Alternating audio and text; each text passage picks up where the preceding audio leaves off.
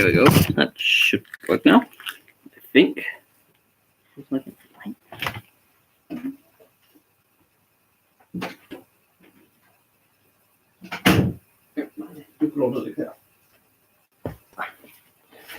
Alright, let's go Maple Leafs. Let's see what other games I can put up on the old iPad. Because I have multiple games going on, so I know what I'm doing. But yeah, let me just share that I'm actually live, because that should probably be a thing to share, shouldn't it? Actually doing this year. There we go. Toronto versus Ottawa. So I can see them. I need to fix my hair a little bit, but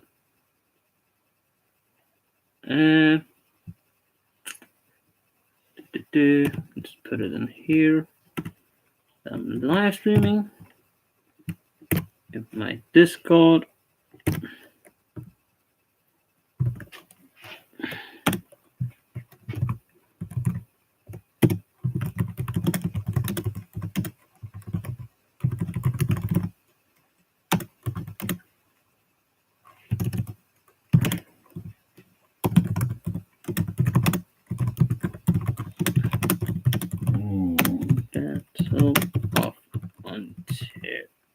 I forgot that this was a thing you need to do, but don't worry, you aren't missing anything. You're just missing national anthem that you can't hear anyway.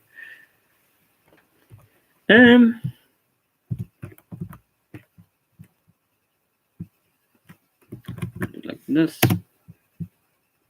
Here we go. That's online. So here's a thing.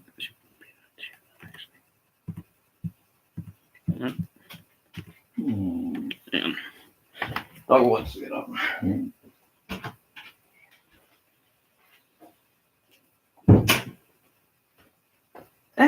But yeah, I think actually this looks pretty much as it should be doing.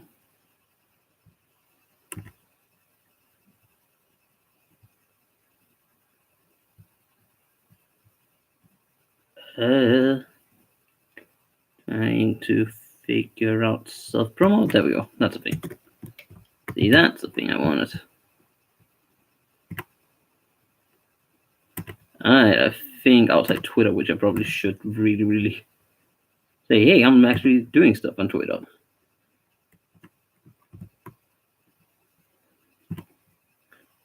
Alright, I think we got it. But yeah, if you're here, welcome to the stream. Hope you're doing very well. Let's see how this works. Come on. I do not know if I have any text in this. I should really check that out. So I should really check if you can hear me at all. Or if I need to figure out my setup a little bit better. I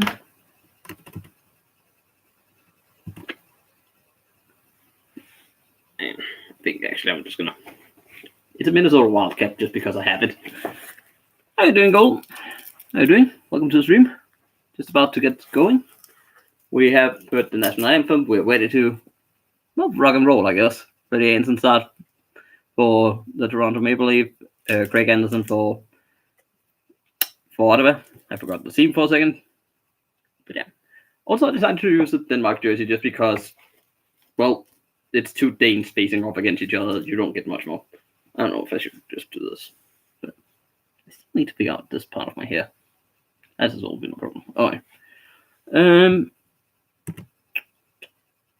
Let me just. Can I do some tags? Just because I feel I should really have some tags in this. I'm doing good. How about you, Angus? Try something here. Hoping that kind of works. Alright, first face-off I've been had, and it was Toronto the one. I'm not going to speed play-by-play call it, because that's not necessarily the way you do it necessarily in Denmark. It's mostly you let the story speak for themselves. You don't say, oh, Kapanen has the puck now. I guess doing radio call you do, so maybe I should do that. But yeah, good chance. Oh, it's in. I think we're We're less than 30 seconds into the game and Ottawa scored. How did that happen? First shot he has faced this season, and Freddie Anderson has down the goal. Not that I think he could do something. Brady Tkachuk gets the goal, I think. In front, it's lost behind the net. Mana and Kapanen goes wrong from each other, and then a good pass down below from Logan Brown. Brilliant pass by him.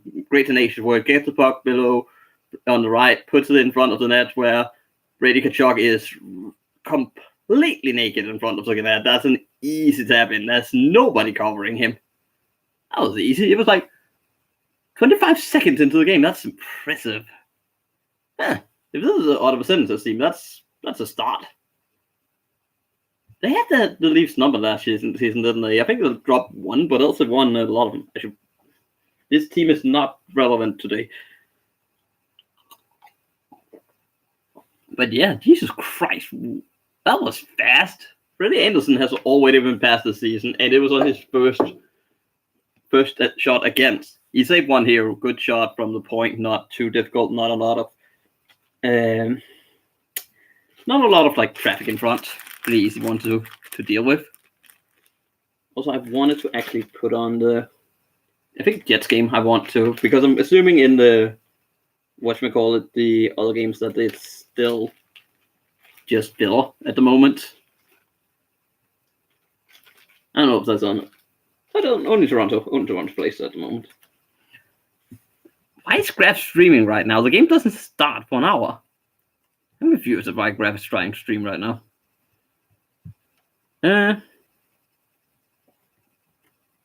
yeah, I think Toronto's going on a power play. By the way, power play. I need to. Tyler Ennis against his old team takes a tripping call.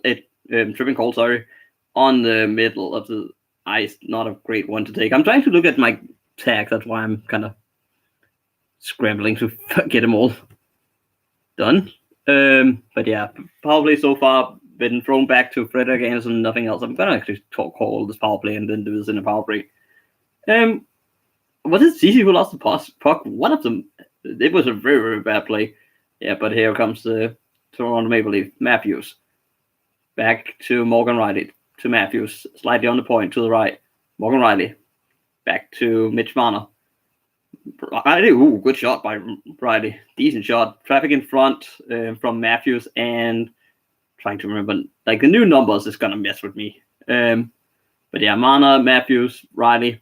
Back to Riley on the point, and it's because it's Andreas Johnson, I think, that's right in front. Good save by Greg Anderson, who just holds it. No rebound, no drama.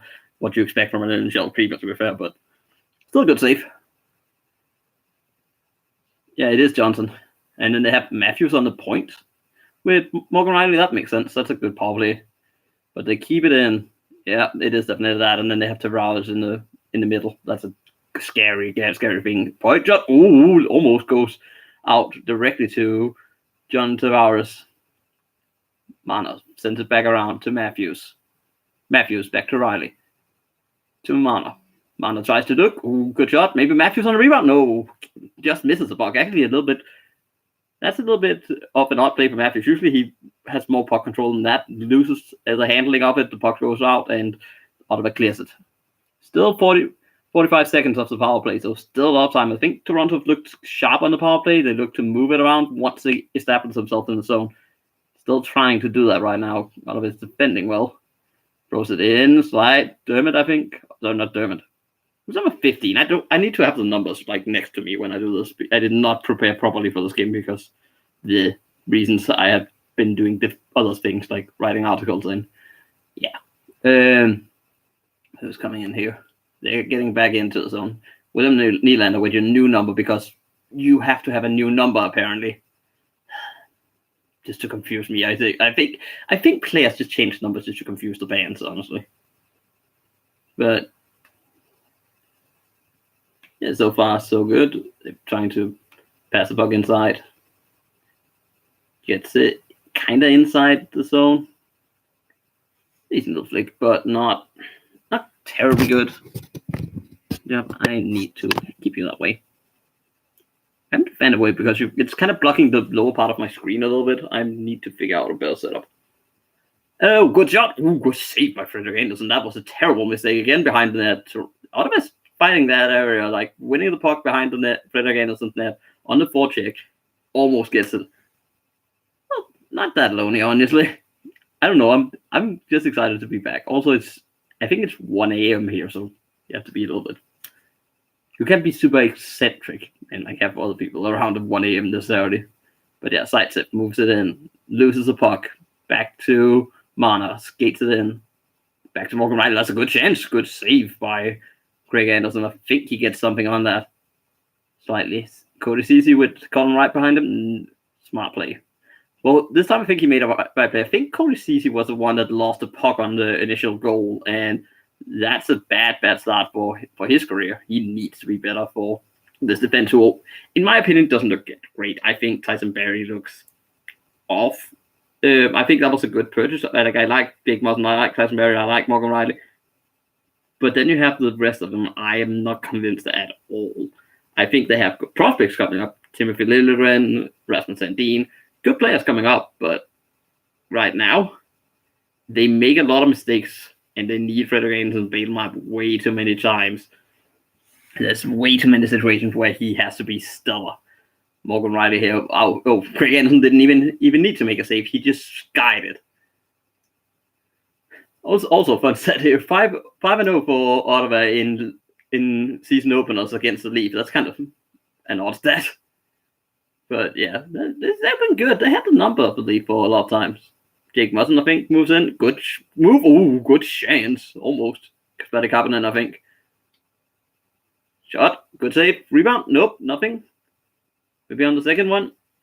Morgan Riley still with the puck. Tries to find a way in. Doesn't get it. Goes out. I'm trying to remember the number. I need to get like a paper where I literally write numbers. Like, just write each number for each player so I know exactly what it is, because you have to kind of remember Jake Muzzin's number 8. Then you have Barrie as number 94. Really? Yeah, that's a bit of... That was not his number back in the day, was it? Am I an idiot for that? Also, here we go. Let's see. Shot blocked by... I don't remember who blocked it, but it was a good shot by Andreas Johnson. Blocked. Dangerous shot. Back into Greg Anderson's leg. Easy save for him. If they shoot like that, that's an easy save. I guess the thing, again, play calling, it's so damn difficult when you aren't used to it. You really need to be on your level. Like, I've been used to streaming video games where I can react to things happening. But in this case, in hockey, it's like, oh, that looks like a penalty. Another penalty for Ottawa. That's Colin White, I think, gets completely beaten by what I think was William Nylander, because he's changed number, and that's confused me 10 times till Sunday. But yeah, gets completely tricked by him. Doesn't exactly get around and has to make a hooking goal, I think, or tripping goal. Yeah, that's a tripping. Definitely a tripping. I thought it was a hook in the start, but he has to take a penalty because he gets beat on the outside by the speed of Nylander, which is never a good thing when he gets loose. But yeah, good shift by Toronto again. I think Toronto, after the first shift, they still look shaky once they get pressured behind the net by Ottawa. But I also think Leafs has been in control of this game. It's kind of an unfair scoreline of 1-0 for now. Morgan Riley with the puck. Shot. Ooh, good save by Craig Anderson. Decent shot by Mitch Marner. Keeps it in. Good. Again, good power play movement. I like the power play moving. They keep the puck. They keep moving for each other. They keep finding the open space. Mitch Marner again. Tries to shoot. Ooh, good save. I think that hit Craig Anderson. If nothing else, Mitch Marner definitely had the top corner bidding at that one. Nice little save. But again, good puck moving. Keeps the puck in. Good movement from Morgan Riley. Kind of keeps the power play route, and that hits the crossbar. That is not Craig Anderson who has that. That just hits straight on the crossbar. But decent save, honestly. A very decent save. Morgan Riley. Again, power play movement from Morgan Riley to Mitch Marner. Gets it all the way across from Matthews. And is it no? Oh, it's getting the puck on it. Toronto. Oh, almost a great chance, but nobody was there on the back door. After like the initial shot from Matthews kind of gets spilled, it's in front. Craig Anderson is like nowhere to be found at that point.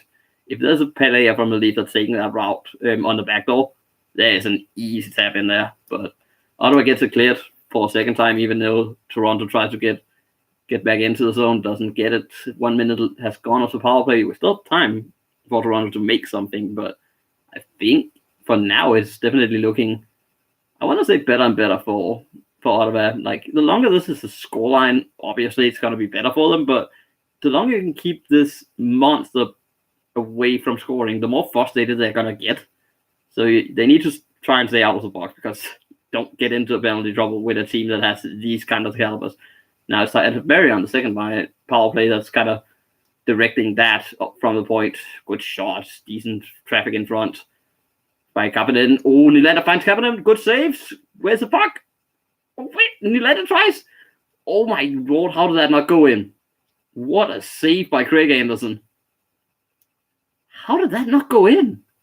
Like, Kasperi Kapanen is in a fight with everyone, it looks like.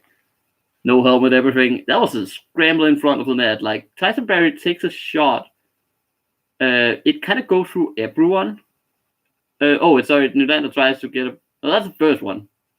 God, I hate not having sound when you actually listen to this. But yeah, Nylander finds it in front. Kapanen kind of tries to get it, doesn't get it. Kerfoot was there. Travis Moore was there. Like, there was a few good players, a good wax on it, but a great save by Craig Anderson. Kind of takes out the bottom of the net. Does really well with that, and saves a goal, in my opinion. That's a brilliant save. You can definitely hear I'm not used to play calling. It's kind of difficult, but it's also kind of fun to try and do it, like some eventual penalties. But yeah, good chance here. Colin White out the box. Breakaway. Ooh, good save by Frederick Anderson. Not a bad save at all. Here, shot again. Frederick Anderson's down and somehow has the puck. That looked like he was hit by Logan Brown in front of the net.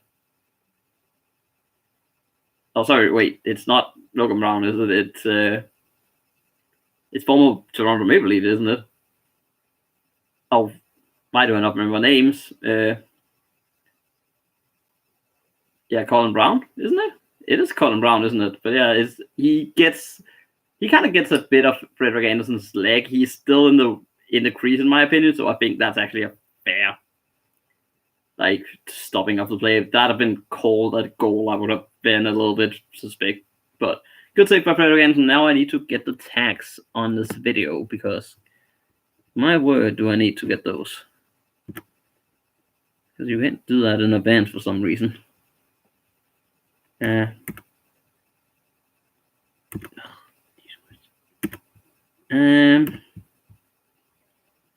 Live.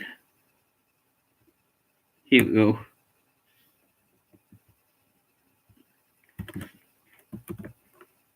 Well, don't need the wild for this one. These doesn't need to be fact.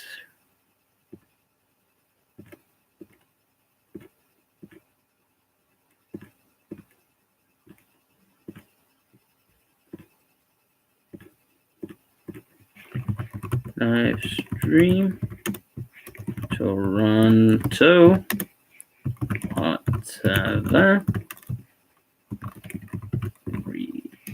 Rio Terrio. Here we go. I'm just making the text right now because for some reason I forgot to do that, which is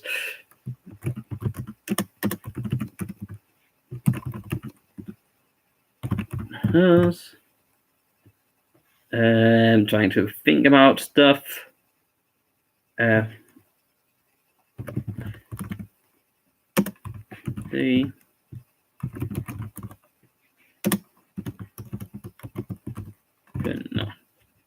Good. Let's save that, because guess what? We really need that to actually create some kind of buzz, else people won't notice. What I know about YouTube algorithms.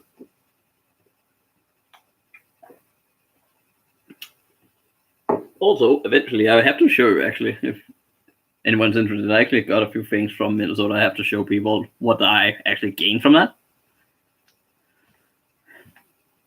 Still on another power play. Did he get a power play for that? Oh, I don't know if that was a penalty, but he definitely got one for it. So back to the box you go, and this time a great chance again. Mitch Marner almost gets to the rebound. Good chance again, throwing in front of the net where I think it's Andreas Johnson who is right there in front of the net. This time Matthew throws it on the net. Andreas Johnson almost gets it. It goes back door where Mitch Marner almost is there. This is a scary, scary looking power play, and I don't know exactly how they haven't scored. They've been good at establishing pressure. Matthews. Back to Morgan Riley. Kind of weirdly just throws it on the net, almost tipped in by Andreas Johnson. But a good clear again. I think it's Ron Hainsey this time. Ron Hainsey and Sidestep. That's actually a really fun pair for this game. How is Ron Hainsey and Sidestep like actually a thing in this game? But yeah, second power play when it comes in, and it's actually a 2-on-1. Good chance breakaway. Good save by Fredrik Andersen. Brilliant save. Great chance for number 10, I think, who is... I don't actually know who number 10 is. I should really know. Duclair. That's Anthony Duclair, of course. I have him in my thumbnail. But yeah, good chance. Great save. Goes to the backhand. Fredrik Andersen follows that completely. And yeah, brilliant save.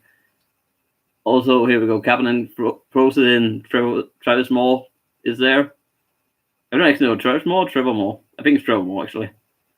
But yeah, Kapanen, Nylander. Nylander tries to find Kerfoot. Not exactly there. Again, William Nylander trying to direct this power play. Doesn't exactly work. Tyson Barry with a shot. Not successful. Back to Nylander on the left. Tries again. Cuts in. Ooh, almost. Again, Nylander tries to be direct. He tries to cut towards goal. He tries to pass it in front of the net, which is a decent idea. Easy shot here from... Who were you? Tyler Ennis? Yeah, okay. Tyler Ennis is the same number. I need to... Hang on. My phone will help me. I'd say. They will actually help me with numbers, I think. But yeah, great save by Fredrik Andersen. Great chance for Duclair. Good 2-on-1. But Fredrik Andersen stands tall once again for Toronto. And I'm assuming since we have a power break that the power play ended without me noticing. So that's a thing as well. We'll just check the scoreline of this game. Oh, Eric Brandstrom got his first assist. I actually didn't notice. What number is he? Alright, so now I should have an ability to see who is what number. Wasn't Bucker playing? No. Is he just not playing Mikael Vodka? That's fair. That's a fair thing, I guess. Oh well, this is for Freddie then. This is just for Freddie, who allowed a goal on his first shot. But he's been good actually since. I think he had like 2 or 3 really, really good stops after the goal. Because again, I don't think the Toronto defense is amazing. You have a guy like Cody Ceci on your first pair. I know you have Morgan Riley there, but that's a little bit thought-provoking and a little bit concerning, honestly. Tyson Barry Mussen, that's a good second pair. Morinson and Rasmus Sandin. I like Sandin. I just don't know if he's ready for the big times yet. I really don't. I think he's brilliant. But again, with the cap crunch, with the cap hit, that may be just what you have to do on a third pair. But the fact that you have Cody Ceci on the first pair is what concerns me. He makes a great mistake, in my opinion, on the first goal. And doesn't exactly cover Brady Kachuk, which is not the easiest. Again, they have had a lot of success out of it. They show kind of a highlight package of it now. Behind the net, pressuring, going up on the forecheck, intercepting those passes. That has given them like 3 or 4 really, really good chances. Palmieri with a great pass to Duclair on that chance. But it's been high end. It's been fun to watch. But they have definitely also not Palmieri, Tierney, Chris Tierney, I think. Oh, again, they don't get it out properly. I think again it was Cody Ceci. He has not been good this game. Jesus Christ, that's a terrible mistake. That was again one of those where you just need to get it out. Don't throws it into a Ottawa Senator instead of getting it properly out, that's something where you just go as a player, you look at that and go, well, that's not a comforting sight. As a fan, a lot less, because you don't watch practices, you just see the game. This is potentially the first game a lot of the Leafs fans watch. Oh, this is not good. But yeah, who's number 65? I've been actually wondering that. I've seen him a few times on the ice.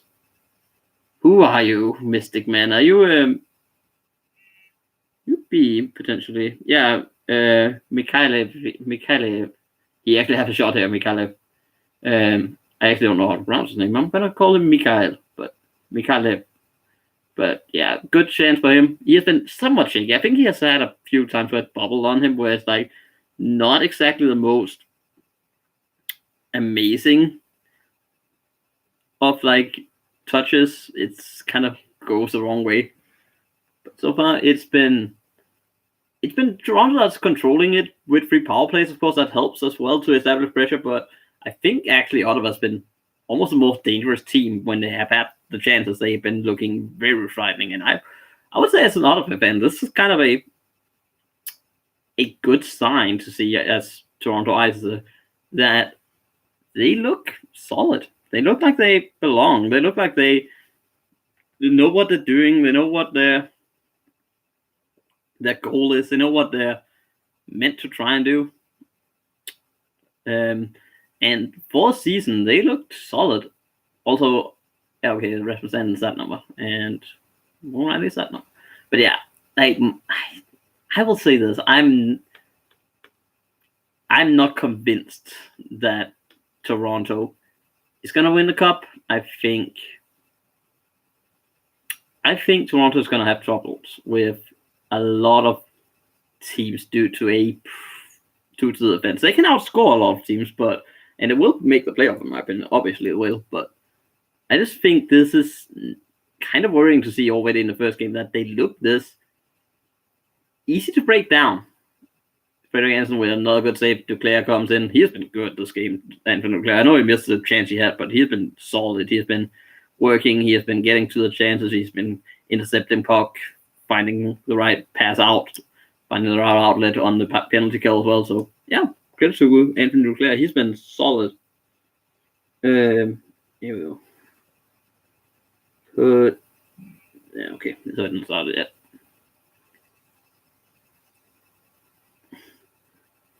There we go. Toronto keeps it in, actually. A bit of a mistake. Austin Matthews, tried to go short side.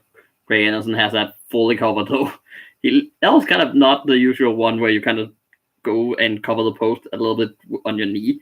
No, Greg Anderson literally just covered it with his entire body, but yeah. Again, we see the goal here. They lose a puck, and it's like a pass where Cody Ceci completely has lost Brady Tkachuk in front. Kind of excusable, but I think afterwards he's made like a few mistakes, which is kind of more costly in my opinion. And that's what I mean about it. It seems they make too many mistakes going up the ice again. They have two guys on the same guy. None of them wins the puck, and it's almost a good chance again for Ottawa. Morgan Riley also cleaned up. Skates it up ice. Tries to find Nylander, not exactly working, and it's Johnson. Yep. I think it's Andreas Johnson. Nylander here was Ceci's being challenged by Brady Tkachuk. And Freddie Anderson gets it. Good-ish coverage from Ceci on that one. Still, he is being challenged in this game, and they know they can have his number if they pressure him. I think they kind of hate to exclude him as a weak link, because Cody Ceci is an okay player, but in this game at least, he looks like that could be the case that he's been excluded as a weak link on this team, who will be in trouble, who will have difficulty, so to say. Yeah, that's to try to keep the puck up ice. Not exactly successful. Here we go. Marincin gets it. That's a really good play by Marincin, actually. Tries to find a pass up, and no icing. I think he touched that on the way, maybe. Has to have done. But Toronto keeps it in. I think it's the Gauthier line, Timashov, and Shaw line. I think that's what they have on now. And with, it's Timashov shot. Ooh, decent shot chance. Good save by Greg Anderson. He's been good, Greg Anderson, this team. Again, trying to find like that, like what Ottawa's doing is basically lob it long, and then they wait on Toronto to make the mistake for them almost. They pressure them high up the ice, make sure that they have a difficulty getting that outlook pass right away. And that kind of forces a defender to keep the puck for a while. So good shot here. But not exactly working. Here we go.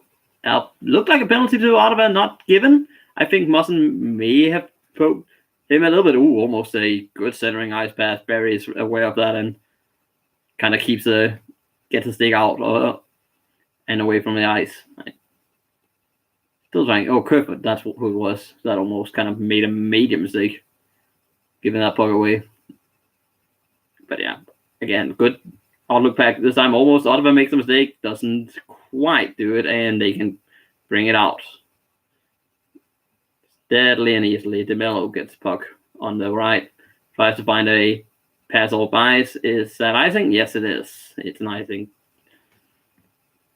As much as I think Toronto has been the better team in this game, they have had more possession, they have had more of the chances. I wouldn't say it's completely undeserved, actually, that Ottawa is leading this game. I think they've done the right things, Ottawa. So we see the basketball banners being hanging up there with some, where I'm like, that's not exactly relevant to Toronto Maple Leafs. I know Toronto history in itself is a thing, but I still feel like that's kind of irrelevant. Again, another icing from a sense, which is probably not the most ideal thing to do. I hope I'm trying to think about a way to figure out where to put my computer, where it's like where you can actually see me watch the game and I can actually see the game. Maybe I'm gonna try that, but I'm still trying to learn how to set this up. This is still new for me. Like, I'm gonna do this game. I'm gonna do the Minnesota Wild game tomorrow, which is gonna be a little bit less commentating, I think, and a little bit more me as a fan pointing things out. Here we go. Andreas Johnson shoots it like a mile away from net. Austin Matthews is dead. Back to CC. Morgan Riley shot. Easy save. No traffic in front. DeMello completely out muscles Johansson in front of there. And that is, if they come like that, a goalie is happy. If on cup shots are like that, he's going to get an easy night. But yeah, last power break, I think, of the period. I'm going to try and see how this works. Just because I don't think we'll have too many people in at this moment. I try to kind of maneuver a little bit around with what I have, just to check. I'm going to see what happens here. You definitely get somewhat blocked. Well, that didn't work.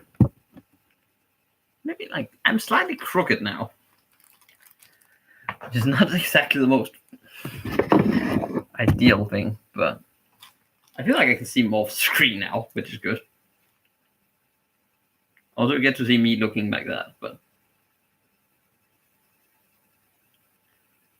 as apparently what the Mac has, we have basically clips of past memories of like what the history of everything was, and like history of the NHL, history of different players, like little shows. So I think here we go by the history of the Columbus Blue Jackets, I think.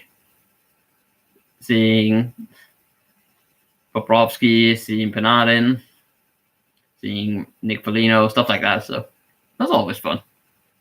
But yeah, I can definitely see more of the screen now. I know we have this thing. We have something here blocking. Or maybe if I slightly see the screen. That looks a little bit more proper. Also, now you can see my bedding. Basically, what I have is I have a TV in my bedroom, which is what I usually would do. But yeah, let's see. And if I looked lonely last time, now imagine what people think. It's like, oh, this looks sad. Yes, it does. I know, but it's fun. I like watching. Again, that's not compared to like when you see others stream. It's a lot less. I want to say potent. You see more people talking, but because where I'm at, I can't really just stream from like a living room because we don't really have a living room. We'd have a TV working at the moment for whatever reason we don't have that. And B, because everyone is asleep right now. It's like 1:45. So yeah, that's always fun. Oh, good chance here for Tavares. I looked up and Tavares gets the puck on like the face-off dot to the left. Good shot, but a good chance that Craig Anderson was equal to. It isn't the most complicated save, but it's kind of one of those shooter versus goalie. This time the goalie won. As a goalie, you kind of it's not your preferred shot, but at the same time, it's one where you know you have a chance on it. From that angle, it kind of didn't come back to him where he had to make a side-to-side movement, and I think we have either a penalty or an icing. I really wish I had sound on this game, but yeah, a little bit of a bouncy play, but it's a good shot and a even better save by Craig Anderson. Rebound, luckily for him, falls right to Chabot, who just easily drives it out. It was an offside, I think, actually. Ron Hagenty wins it. Passes it up to I think it was Connor Brown, and here we go again. Good chance. Slider in his shot. Fredrik Andersen gets it away. Or he just missed the net, one of the two. Who knows? But yeah, kind of gets it out. Slightly Brandstrom is there. Good pressure from Ottawa again. They are pressuring. They are making them nervous. They are trying to kind of catch them off a little bit. I think they're doing well with that. I think they're doing very well with these kind of plays where they force a player to make those kind of mistakes, to make these kind of errors when they play. Bobby Ryan this time in a good pressure situation. Doesn't quite get it behind the net, and Austin Matthews can drive instead. And he can skate. Boy, can he skate. Oh, Boritsky. That was what it was, sorry. But yeah, Austin Matthews. Good interception by DeMello. Great interception. I actually thought he had a good chance there. Austin Matthews took break free. Almost gets it, but DeMello with a great stick prevents a potential great scoring chance. Loses the puck though. Austin Matthews finds it. Almost finds Andreas Johnson in front, and it's a shot from I think that was Musin who shoots it. Easy glove save for Craig Anderson.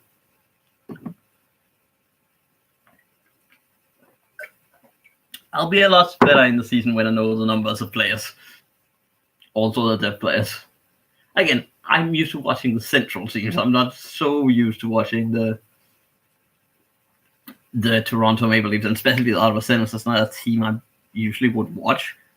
Well, usually I would watch it, but again, it's not a team I follow religiously, and I follow every news story of. Simply, I don't have the time for it. If I could, I would. If I could, I would have been researching numbers. I would have researched stories about them. I know there's a few stories surrounding. I think it was the chirp from. Oh, here we go. Mitch Marner almost. Let me just finish this chance up. Marner keeps it in. Good pressure here from Toronto's second line of Marner, Tavares, and Kapanen. That's a scary little one. But yeah, they get it out. Ottawa kind of breaks a little bit on them here. Side tip. That looks like an offside for me. But apparently not given. Brady Tkachuk behind the net keeps it, and it's a face-off. I feel like that was really offside, but apparently not.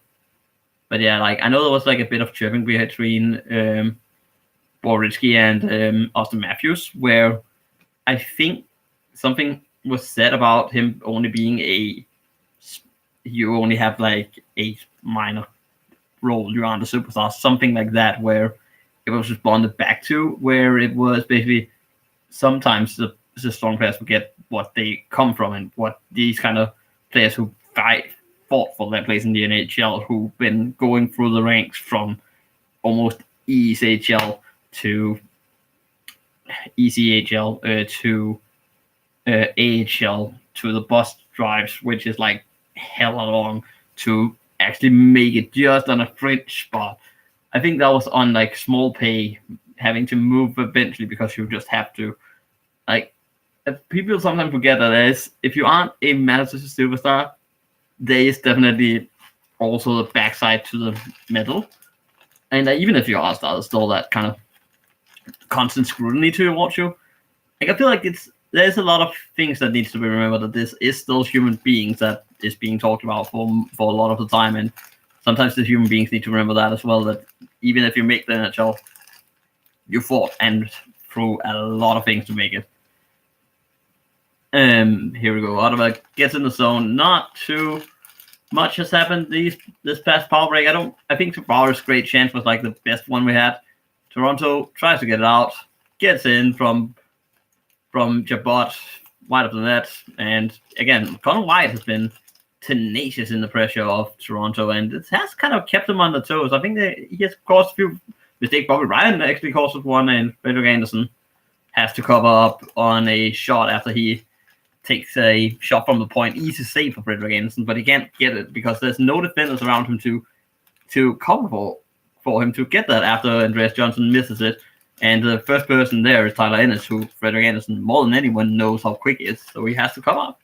21 seconds left. Face off in the Toronto zone to the right. One by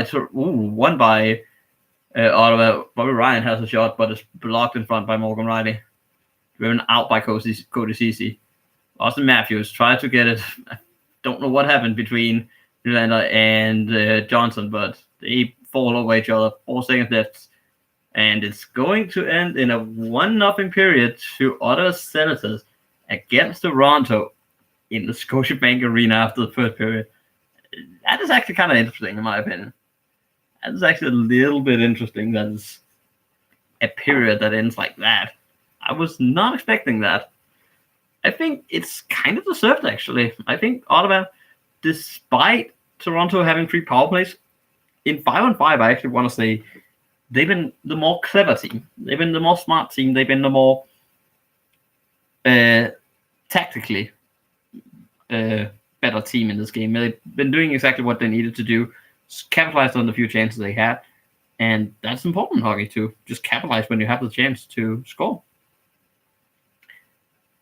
Also, one thing I should really do before anything, I should check if this stream is actually working. So, may actually find the stream on my iPad and just get checked if like the sound is okay. If not, I need to try and look into that potentially. But there's a lot of things I need to check out still. Still very new to this, so bear with me. Also, I know Grab is streaming, which is probably taking up a few.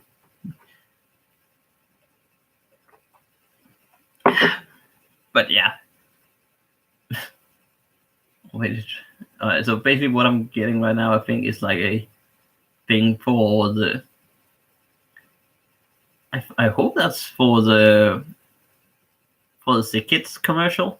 Like, I want to hope that's like something like that. That would be nice. I don't know if it is. Oh no, okay, that's just just Entourage signing. I hoped it was something else. It was like a hospital, but that was just this baby boy, which is congratulations about that.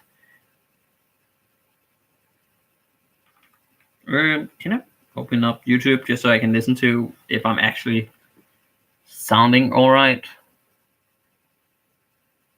Also, if YouTube ban me from streaming and like says I live stream because of the glare in my glasses, I'm gonna be upset. You cannot see the game from my glasses, no. And let me just check here. Hang on one moment. I will just check if I'm actually live.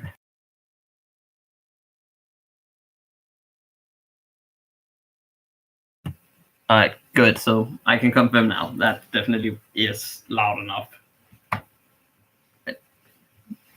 But yeah, I don't know how many is in here, but yeah, I don't know. So far, I think Ottawa's been good. I think they've been the clever team. I don't think deserved is a good word necessarily for it, because Leaf has more shots. They have had some great chances. They have had 3 power plays. So the Leafs definitely could have easily tied it, and that would also have been deserved. But I actually think, in terms of 5-on-5, I actually think they deserve it just for their tenaciousness, and they've been good at capitalizing on whatever mistakes Toronto's made. Especially, I think Cody Ceci, even Tyson Barrie, I think looked shaky on a few plays. Morinson, Sandin, that's kind of to be expected from the third pair, especially from Sandin. It's his first national hockey game. He's going to against a little bit more of a tough competition, and that will take some readjustment. But I think they've been more clever, honestly, Ottawa. They just need to not take as many penalties. Also, a thing I could do. Hang on, 1 moment. Where did this? Will help something? I have no idea if this. I think this potentially makes it a little bit more better to look at me, rather than just like it randomly figures because of the screen. But yeah, I'm trying to think about something to just break on new, and I think next time I'm just gonna put on another game, because I think the Caps game is going on, but at that point, but it'll be more fun when I kind of have the Minnesota Wild. I think that tomorrow will be a little bit more. This is more of a test stream to tomorrow's game, actually. Let me see who Snapchat me.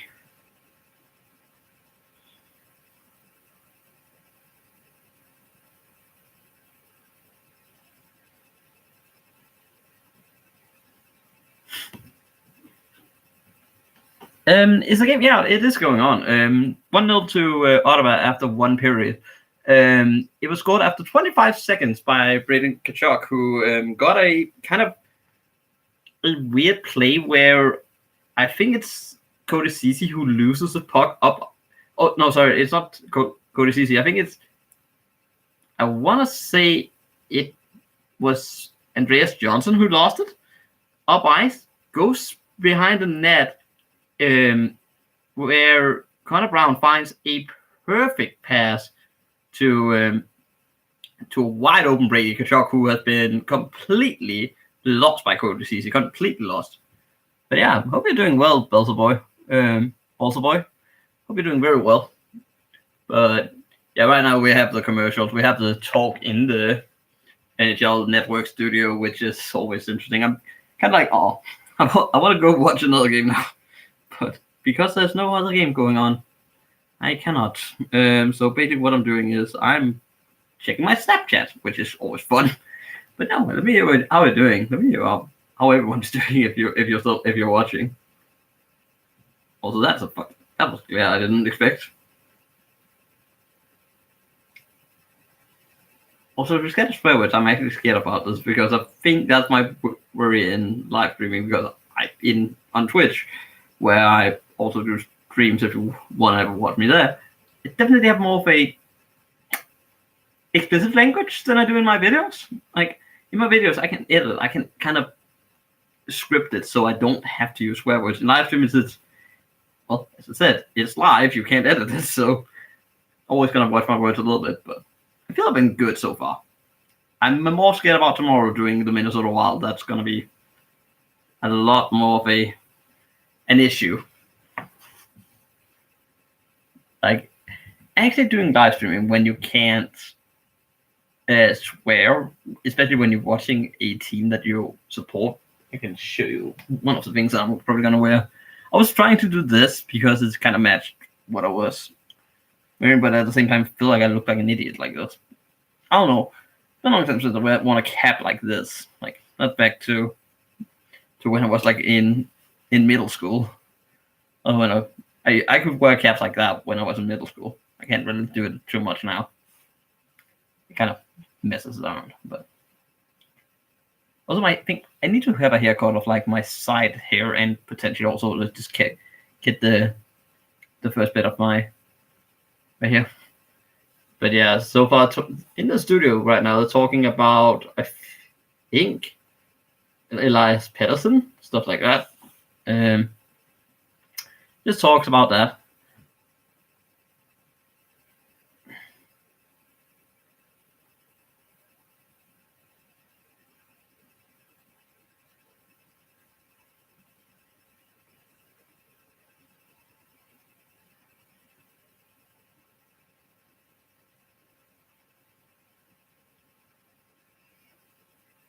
we go. Just need to reply to someone who wanted to hear where I was this entire day.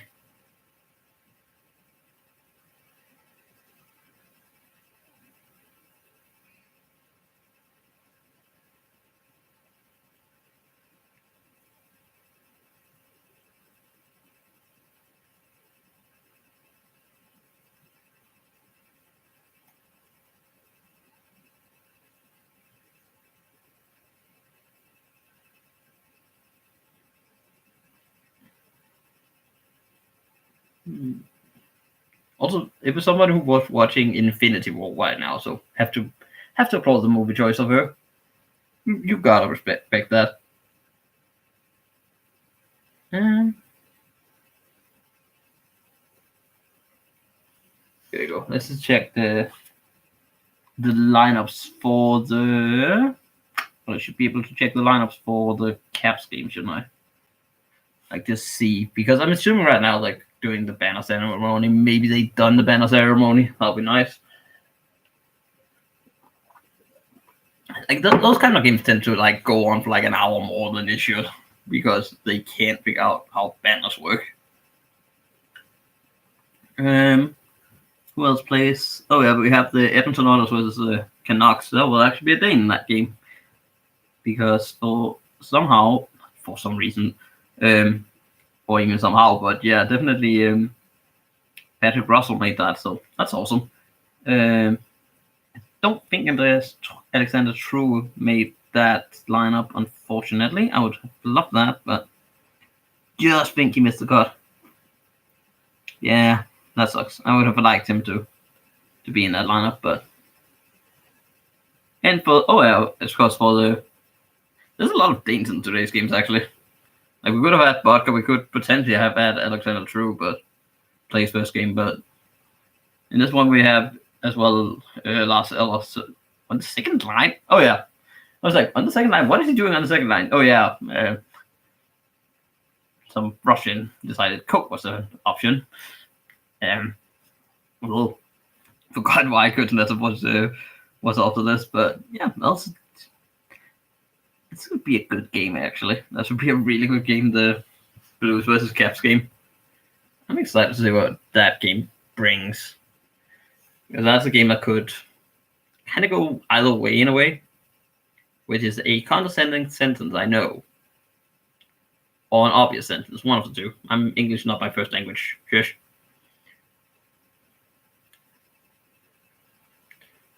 Why is men in suits still talking? Just give me hockey. I've been waiting for like ever for NHL hockey. Now we have to listen to suit men talk about the Blackhawks of all teams.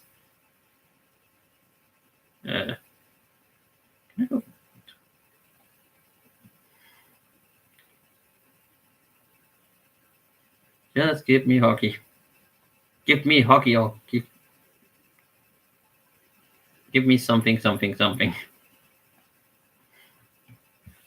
The Blues will miss. The Blues will miss the playoff. Be eliminated. Okay, so that was the option. I think the Blues will be eliminated before the conference. Yeah, they were basically asking when will the Blues, how far will they make it? Will they make it to the conference final, or will they be knocked out before that? Will they make the playoff or not? I think they are going to get knocked out in the. I want to say first round. I actually think they will get knocked out in the first round. I think they make the playoff. I just about think they make the playoff, but it's very, very close.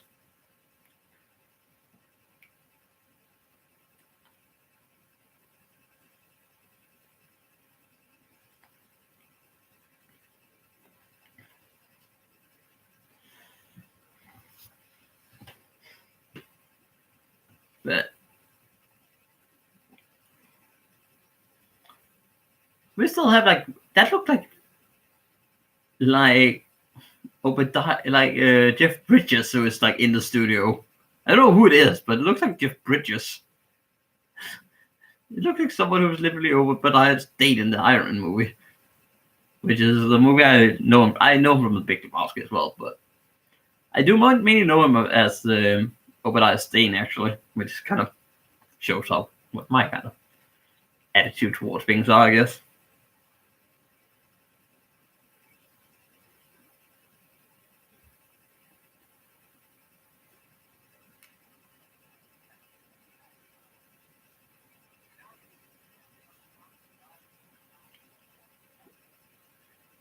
Well, apparently they're still doing the ceremony.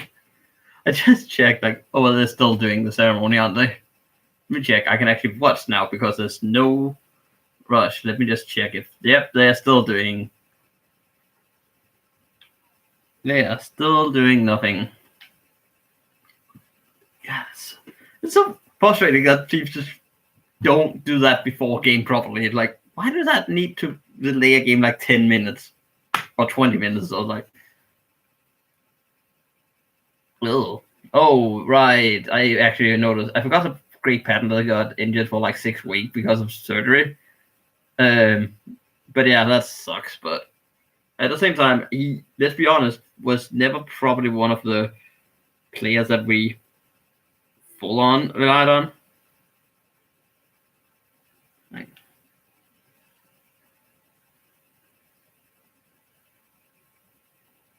But yeah, let me hear if you're in the chat. Let me hear who you cheer for. What you think the game will end? What you expect from the season? I guess from both teams. So for my prediction now, we're a period in, and it's 1-0 to. It said it's 1-0 to Toronto. Oh, sorry, to Ottawa, not Toronto. But yeah, now it's that kind of.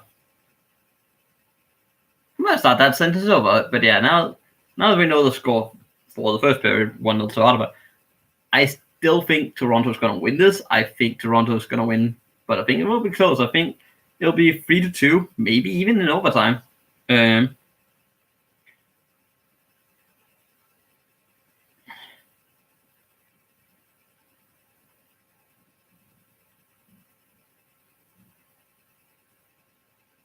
But yeah, I think Toronto's going to win 3-2. I think potentially it could be an overtime for that. Maybe even a shootout. I think Ottawa's going to do well in this game and just about not get the win, which is a good sign for Ottawa. That's positive for them. They have to take positives, I guess, from the games. So I'm going to take away this hat because it's annoying me.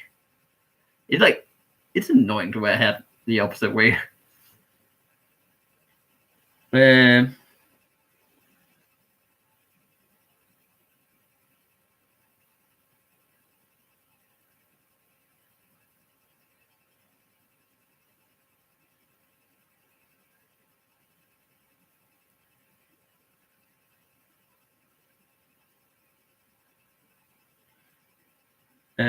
But yeah, the Leafs I think will make the playoff. I think they'll get knocked out. I want to say in the second round. I don't think they can beat. Can they face Boston again?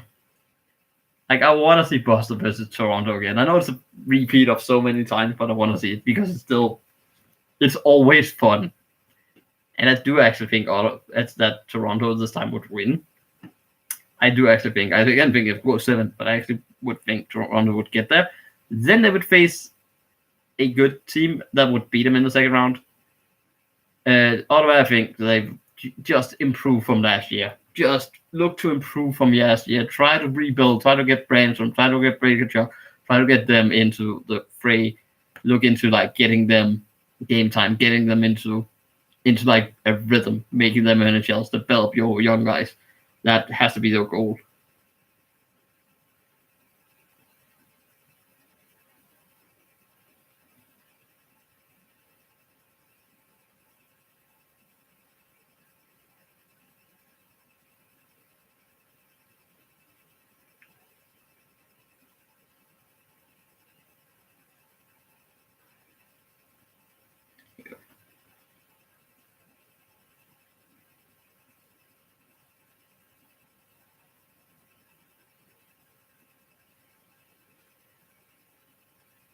But yeah, it'll be interesting to see what happens here. I think we're starting again in a second.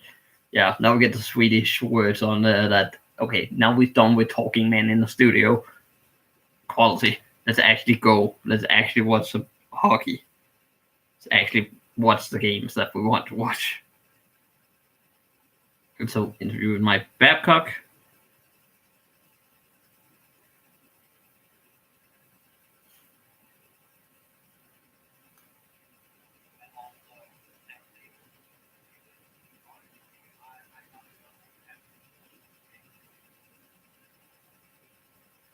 Here we go. Back to the game. And good job. Then we're okay.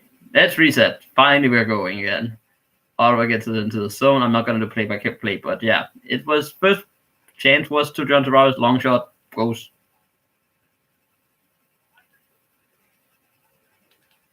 But yeah, goes quite wide of the net. No real danger to it. Colin White gets it down low.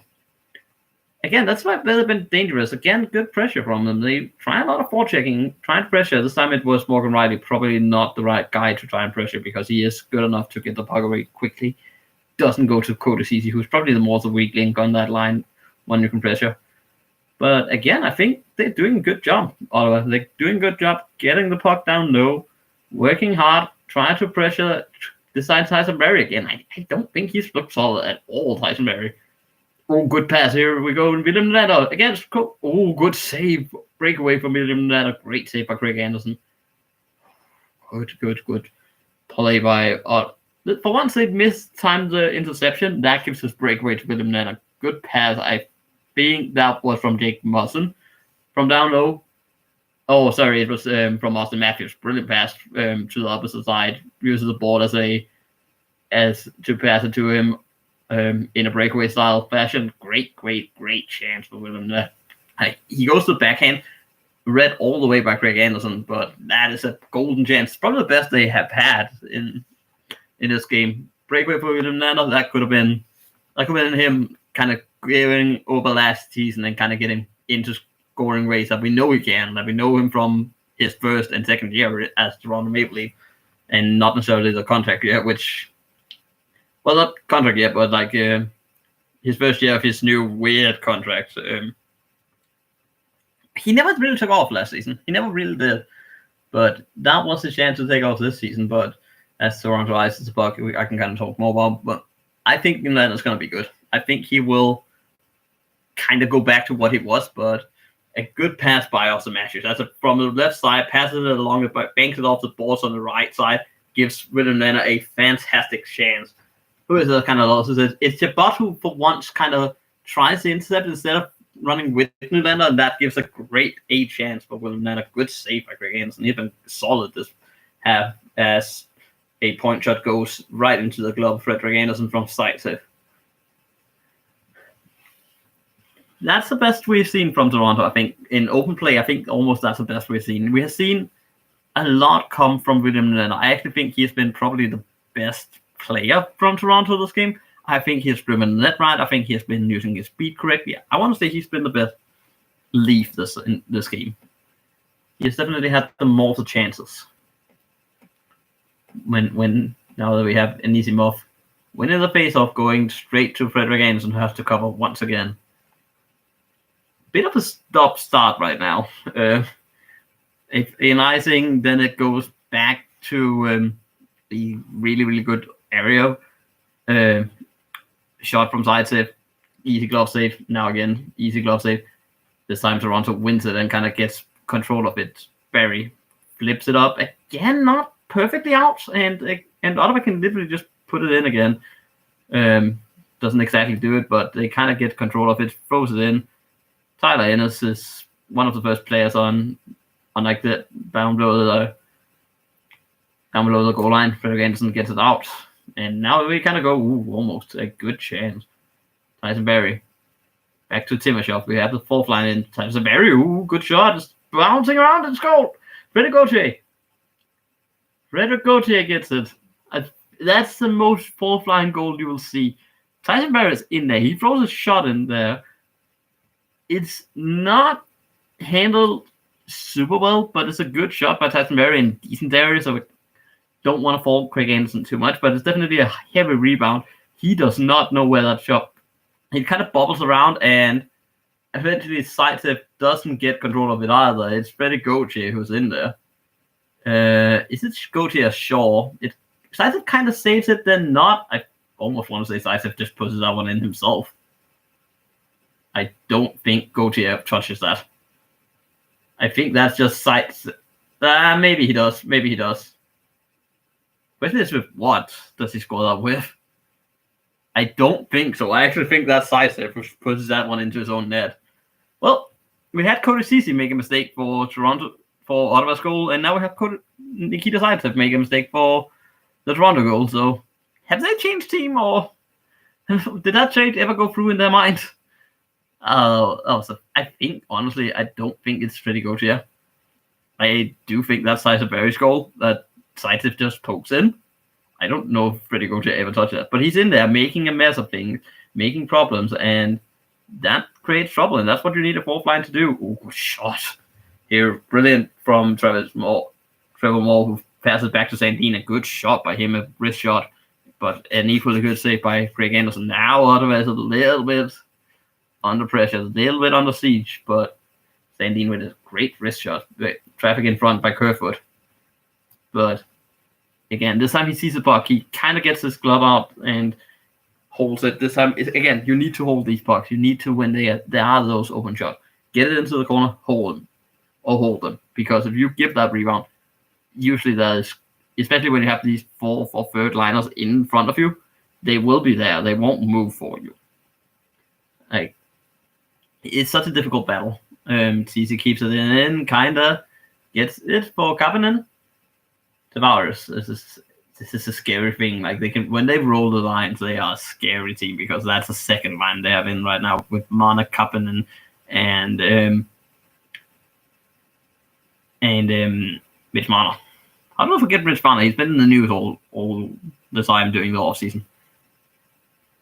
Yeah, back with his contract, which is still confusing that was a thing that was so drawn out, but that's hockey at this day and age, I think. I think inflation's kind of hit hockey a little bit weird, and I don't think the salary cap is super.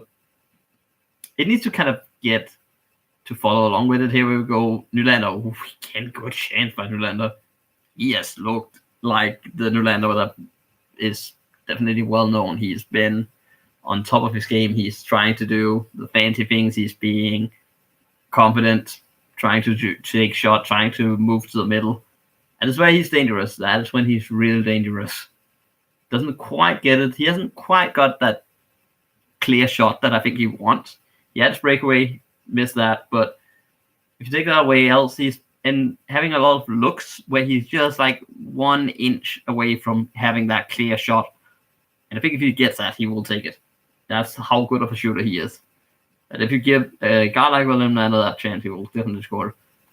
Here again, they try to play it like a few times. So far, Toronto have been much better at actually getting the puck out their own zone. Matthews, that is delicious by Matthews, trying to get past Zaitsev. That is Austin Matthews. Ooh, to Nylander. Again, he's in there, but this time Austin Matthews with great skill gets behind the net, passes in front to Nylander, but just about doesn't get enough on that. Toronto kind of keeps it in now. Musson and Barry on the point, ping pong, and Barry with a shot. That is deflected over by, I think, that was deflected over by Greg Anderson. But yeah, this is Austin Matthews. He's starting to get into the game. Basically, he makes a deke, kind of halfway loses puck, makes the deke on Zaitsev, finds a wide open pass to William Nylander, who's kind of been lost by Zaitsev a little bit because he's trying to respect Austin Matthews' ability to go inside if he leaves the space for it. But yeah, it was definitely a good blocker saved by Greg Anderson.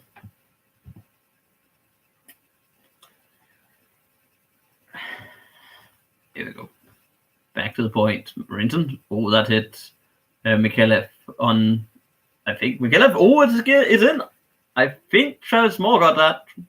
Trevor Moore got that. Yep. Kind of confusing. It's again a mistake. A massive mistake. They have the puck behind the net. A little bit confusion. A good chance for Mikhailov. Good forechecking. He kind of gets the puck thrown in front. And I think hits just a little bit by accident, but still he's in front of the net, which you need. Mikhailov kind of blocks the shot. Shot goes in. Mikhailov is first on it, and good awareness actually from more. I thought he wasn't aware of the puck necessarily coming in, but he's definitely aware of that. He pokes that one right between the wickets of Craig Anderson.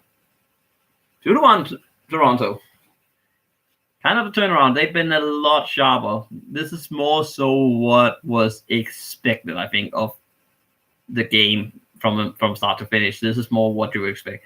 Terrible start by Toronto. That kind of threw them off the game, I think, in the first period. Mike Babcock definitely talked to them. Here's Midnight to find Austin Matthews. Spins. Ooh, that would have been a highlight reel goal as he spins like just above the slot. Good chance, almost just wide of the net. Behind the net, Ottawa just desperately trying to like get something going. Can't get it out of the zone. Instead, it's going to Nylander. He has been living up as well with Austin Matthews. And they kind of get it out, also not in his fight for it. And he desperately gets out. 9-1 this period in shots. That's also telling a little bit without a power play. DeMello against Gauthier, who started the entire party officially. I still think it didn't hit him, but it was there, and I'm fair with him criticism for that goal. He's definitely the reason that went in. Oh, was that a high stick? It hasn't been given, but Ottawa with a good chance. Oh, great into the goal. Oh, that's controversial. I think that was a high stick. I think that was a high stick that led to that goal that wasn't given. But Sabron, I actually don't know who. Sabron with the goal. It's basically a helmet. Oh, okay, it's a new guy. So that was why I was like, why is he helmet? But yeah, it's a pass they kind of lose on their own zone. A great feed. Who is that feed from? I wish I had people talking to me. From is that Journey? I think that's Journey who made that pass, but a brilliant read, and he is wide open on the back door. Basically, what happened is a bad. I think someone got hit in the face by something in the middle of the ice. Ottawa gets the puck due to this kind of commotion, gets it into the zone. All of a sudden, they put it across ice to a wide open player on the right. He sees a wide open player back door. Pass, shot, bing, bang, bush. How do you like it? And that's an easy goal. But that was a brilliant read. And a good goal for Ottawa to get back into the game. I was kind of talking about how they were just trying to get something, like a shot, anything would be nice. For a second, I thought Frederik Andersen actually made it, and actually saved that, but he definitely didn't. But yeah, this has been a weird game so far. It's been a weird second period. Toronto's completely been dominating, but it's 2-2 due to mistakes. And it's been constant mistakes, in my opinion, in the second period. Been a lot of mistakes, especially from Ottawa. They haven't been able to get it down low where they want to get it where they can pressure Toronto. Toronto, instead, they've been good at finding ways to do the exact opposite and actually do what Ottawa was so good at in the first period and do that to them, causing mistakes, pressuring them highly. Especially the Gauthier line has been good. I think Trevor Moore has been really good. I liked Mikhailev's game as well. Again, this line is really close. This time they get out. Duclair has been a little bit more invisible, skates it into the zone. Maybe a chance. Bobby Ryan finds a wide open first score. 3-2. You know what? Every time I've been saying, "Oh, you haven't done it," was that Ron Hainsey who scored a snipe on Frederik Andersen? Where Frederik Andersen couldn't do a lot on the first two, I feel like he should probably have a Ron Hainsey shot. But yeah, they get it out. Anthony Duclair gets it on the right, skates into the zone, drop pass, and then they have a lot of time, but there's nobody covering Ron Hainsey that comes in as the fourth or fifth trailing guy. He basically gets a wide open pass for Bobby Ryan, and that's a really good shot. I actually don't think Frederik Andersen could do a lot of there. He's covering the first shot. It's an instant shot from the point, like just on top of the hash marks. That's a really good shot. But yeah, Kerfoot is kind of too far down on the net. He's standing a little bit on flat-footed. Doesn't get the block in, and that's 3-2 Ottawa. So why? Coach's challenge. What the hell are challenging for? Offside? Let's see. Oh, yeah, that's offside. Bobby Ryan gets up way too quick into the play. Yep. He definitely has his feet up. Yeah. That's going to be called back. That's Bobby Ryan on at the Ottawa bench definitely has his foot up. Doesn't have it on the ice. That's an easy call. That's going to be taken back. That sucks for Ron. Now he's finally made a snipe. He finally made a brilliant snipe. And that happened. I feel bad for Ron Hainsey on that one. That's a great snipe, but yeah, they can't allow that one. Yeah, no goal. Easy. That one is simple. If they would have been allowed that, I would have been able to hear it in Denmark. The scream from Toronto. But that is definitely one that is like you can't. I actually think that's a little bit bad by Bobby Ryan. He has to be better there. You have to have more awareness than that. It's not even close. Oh, again, they lose the puck behind the net, Toronto. Good pressure this time. It seems like that slight goal. Oh, CC, that's not just you leave that to your goalie. Kind of banks it right in front of Freddie Anderson. Instead of just letting the goalie catch that, he banks it out of there. Yeah, Morgan Riley skates it into the Ottawa zone. Austin Matthews doesn't get it. Instead, it's Cody Ceci versus Brady Tkachuk. Brady Tkachuk loses the puck. And now it's getting Toronto. William Nylander and Austin Matthews. Great pass from Nylander to Austin Matthews, and that's 3-2 Toronto. Hockey is a fastball when it's done like this. Ron Hainsey looks like he's about to cry. I feel bad for him. I actually feel bad for Ron Hainsey on that one, but that was a really good play. Really good one. It's Brady Tkachuk tries too much, gets kind of caught with the puck standing still at some point on the back of his stick. All of a sudden, Toronto just uses that speed of Nylander and Austin Matthews. Great feed from Nylander. That's deserved, honestly. I think Nylander has been one of the best players. Gets it just above a sprawling. I think it's the Mellow who is there, but just gets it above his stick.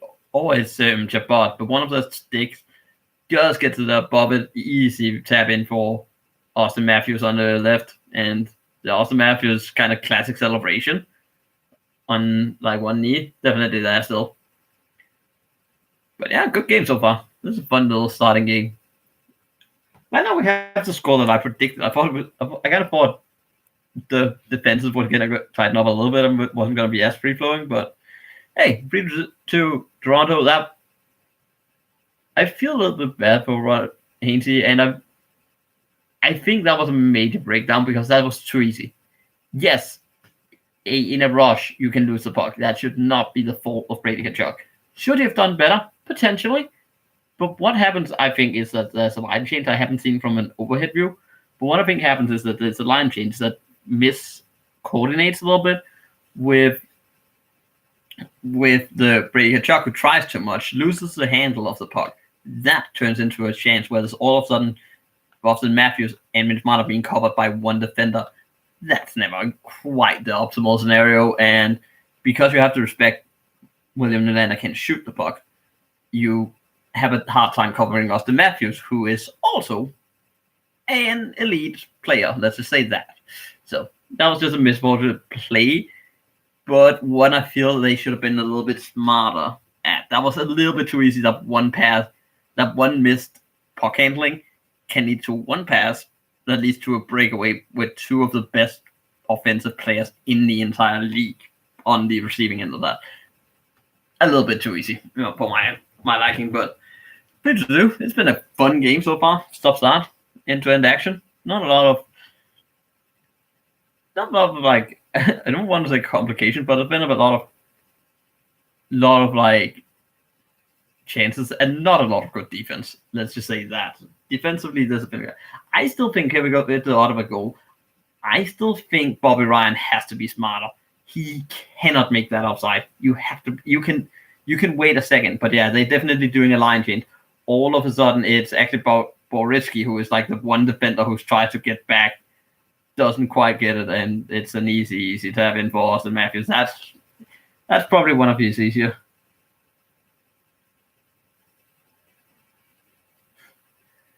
Oh, again they throw out the puck. Again they make this mistake. They make a lot of these, I feel. Like, they make so many odd mistakes. I feel like the breakout is not quite there for Toronto. As I think it's my Morinchen at this point, my Morinchen. I actually don't know what his first name is. Morinchen that made this mistake. It's kind of like Gauthier being pretty Gauthier, kind of getting away with a hook, I feel, on off the play. But you can do a lot of things off the play if you're smart enough. You can easily do like things away from the ref. It's only once you get involved in the puck battles it's tends to be done. As Tyson Berry he has improved a lot as well. Makes a good turn, tries to find John Tavares, doesn't quite get in the first time. Mustn't find him, but loses it instead. And now we have Tyler Ennis in Toronto's zone. Goes across, I think, good chance for Batherson in front. Great chance for Batherson. He was wide open in there. Again, super misplay, because how do you let Batherson stand like on like the left post, almost uncovered? He overshoots it. Frederik Andersen made the goal look small on that one, but absolutely that's questionable defense to say the least. School up defense to say the worst. But you have to be smarter defensively. I think Toronto still needs to find that. Oh, good. Brilliant pass from Kerfoot to a wide open Kasperi Kapanen in front of the net. Just doesn't get the tip in on net. And I think we have a penalty to Toronto.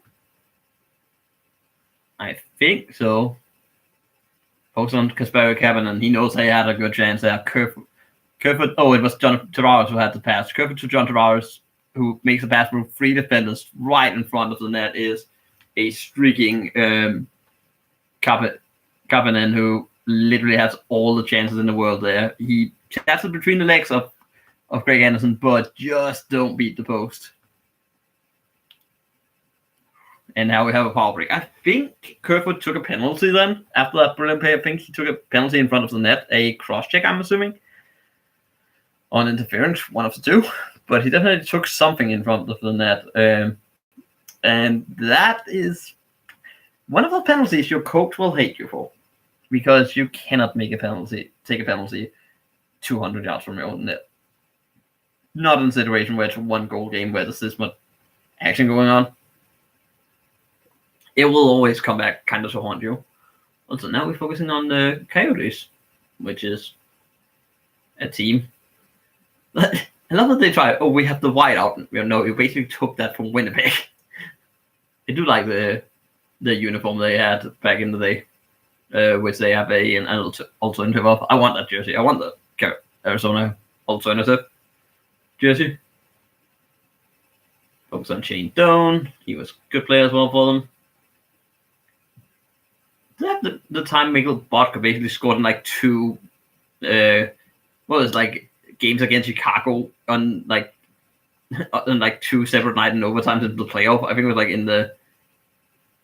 in the not conference final, but it was like divisional final or some division final, second round of the playoffs, something. I think it was one of those that he scored like 2 overtime winners against a team. I don't know if it was Chicago. I think it was Chicago, and then they went up against LA and got absolutely smashed by them. It was something like that. Also, the LA won. I think it was like in 2013 or 11. No, 11 was Boston. So it's been 13. So it's been 12 or 14 because Chicago won.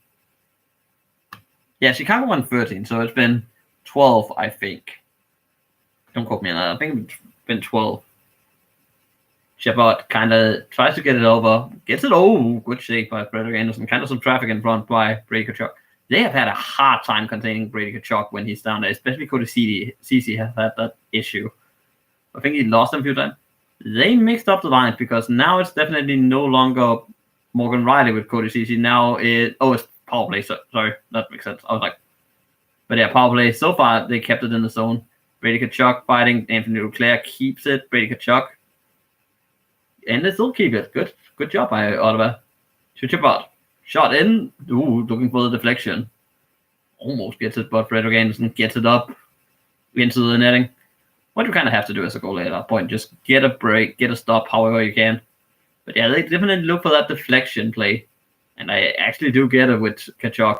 But yeah, Connor Brown's in there as well against his old team. Looking for that kind of deflection, looking for power play minutes, which is something he didn't get in Toronto because they had such an obscure power play. I think he was probably one of those players where it's like that's a good trade for his career to get to a bigger team, even if it's at the cost of him not necessarily playing as much, because he is a good player, but he just didn't get played because Toronto had so many good players at his position. Tyler Ennis can't quite get it past Mikhailov. He's actually on the penalty kill. That's interesting, Mikhailov. But yeah, gets it out. And Batterson tries to kind of find something, doesn't quite get it. Oh, Branson is 26. Okay, I know that, man. I still need to get the numbers of the Ottawa Senators completely right. Branson number 26. Here we go. Let me just see. So far, 25 seconds left. They have had a lot of trouble coming in. Now, I'll say that Chabot almost finds 51 in front, which I don't know who is. But yeah, Chabot again. Tries to find something. Looking again. They try to find that player that's in front of the net. This time covered really well by Toronto, and they will kill this power play off. So good penalty kill on a little bit of a dumb penalty by Kerfoot in front of the net as Chabot tries to get it in. And I'm assuming that's an offside. Hey, thank you, Frederick. Thank you, Frederick. How are you doing? Good to see you again. Very good to see you again. I'm going to check what you're... Oh, Anisimov, that's who it is. Battle number 19. Okay, that makes sense. And then Bramson is 26. Think I got those numbers now. I've seen those numbers a few times. But yeah, Anisimov, that makes sense that he is number 51. But yeah, Zaitsev kind of gets it away, flipped up into the air. This is where Duclair has been really good. Does he win that race? Oh, that was... I think it's the right decision. I think Mussen just had Duclair beat on that foot race, but that was close. That was very close. As we look into the... I actually don't know what's called, like the area where the Toronto Flames outside the ground is. I'm actually not sure what it is, but like the Toronto Square or something like that, or Molson Square or something like that. I think it's something like that, if I do recall correctly. Again, Toronto's not the city I'm the most versed in, and I'm more versed in cities I've been to. But yeah, not a great pass back here from Austin Matthews. Doesn't quite get into the zone, and they have to restart Toronto. Sandin kind of looking a little bit shaky on this shift. Tries to find Tyson Berry. As I think they're doing a line change in this one, and they ice it, so no line change on this time, man. I think Ottawa, since going behind, has looked a lot better. I think they have kind of got into the game a little bit more. They make a bad breakdown, which is why they are actually losing right now. I think since going down 2-1, I think that was a little bit of a wake-up call. Okay, we actually have to get working again. We need to get into the game, else this could get really ugly because they are a better team. Toronto is a better team. Yes, Bobby Ryan has a good shot. Frederick Anderson, where's the puck? He has it. Just about. Frederick Anderson has that, but again, they are in front of him every time. But a puck is being shot. You have two guys right in front of Frederick Anderson, and it's two Ottawa Senators who were first on that one. So Frederick Anderson has to keep that puck, because if he doesn't, that's a rebound that's just waiting to be banged in. He does, and a good save by Frederick Anderson. who's looked all right. Here we go again. Oh, which again they try to kind of pass it in front. Tyler Ennis this time, but no cigar on that one. But yeah, he's looked all right, Freddie Anderson, but he has also. I think he has allowed more than he would like. I think he's been somewhat innocent on both goals, but I think he would have liked the Hainsey one. That looks a little bit bad, even if it gets disallowed. And again, allowing your first shot is never a good thing, but he redeemed himself a lot in like the following period. I think he has been good, but I think he has looked a little bit rusty than I was expecting Fredrik Andersen to look. Something about the rebound control. You can kind of sometimes see if he keeps the puck easier. I think he's looked a little bit more less calm than he usually does. It can't just be like this is his first game and he just needs to get back into the rhythm of the NHL. He's a solid goaltender. He'll get back. Like there's no need to fear that. But he hasn't been what I think is his best today. Although none of the goals are exactly his fault. Like the second one, a backdoor pass, you can give that to any goalie, and like 99% of the time they will fail to save that. That is such a good pass and such a good movement. But yeah, face off in the Toronto zone after an icing, I think, by Morgan Riley. He looks a little bit tired, so maybe this is a chance that they can get this puck and win it. Kerfoot tries to win it and does. Morgan Riley sends it out. Mikhailov gets it out, and it's a... I'm not sure what's being called here. If he calls that... It's definitely called something, but... So Toronto can make the changes they want. We have a power break in the game. I'm not exactly sure where the face-off will be. He pointed directly into the zone, so I'm assuming it's a face-off going into the Toronto zone. But yeah, like more than halfway into the game, 3-2 to Toronto. For the next stream I will try and see if I can get some kind of, I don't know how to do that, but like something. Try to get like some layout up here, so maybe I can basically put like, oh, this is what the score is at the moment, so people. I could try and check that in the break if I can get that working. Let me see what I can do. Let me see if I can be smart here.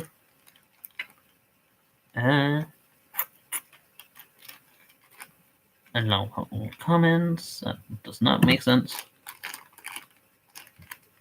I have no idea what's going on. Well, this is...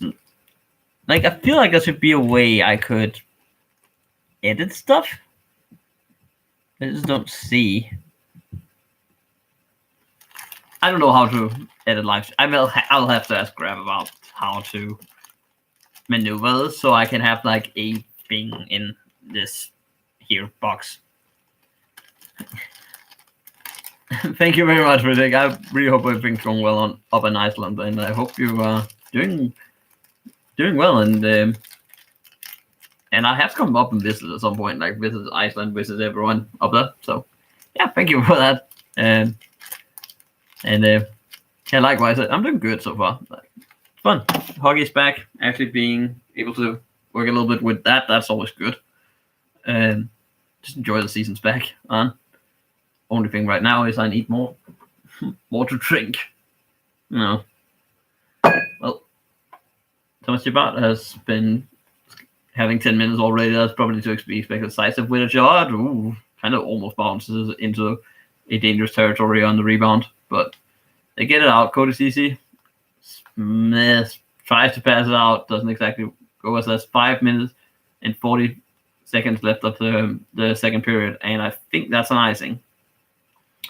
It's become a little bit stop-start right now.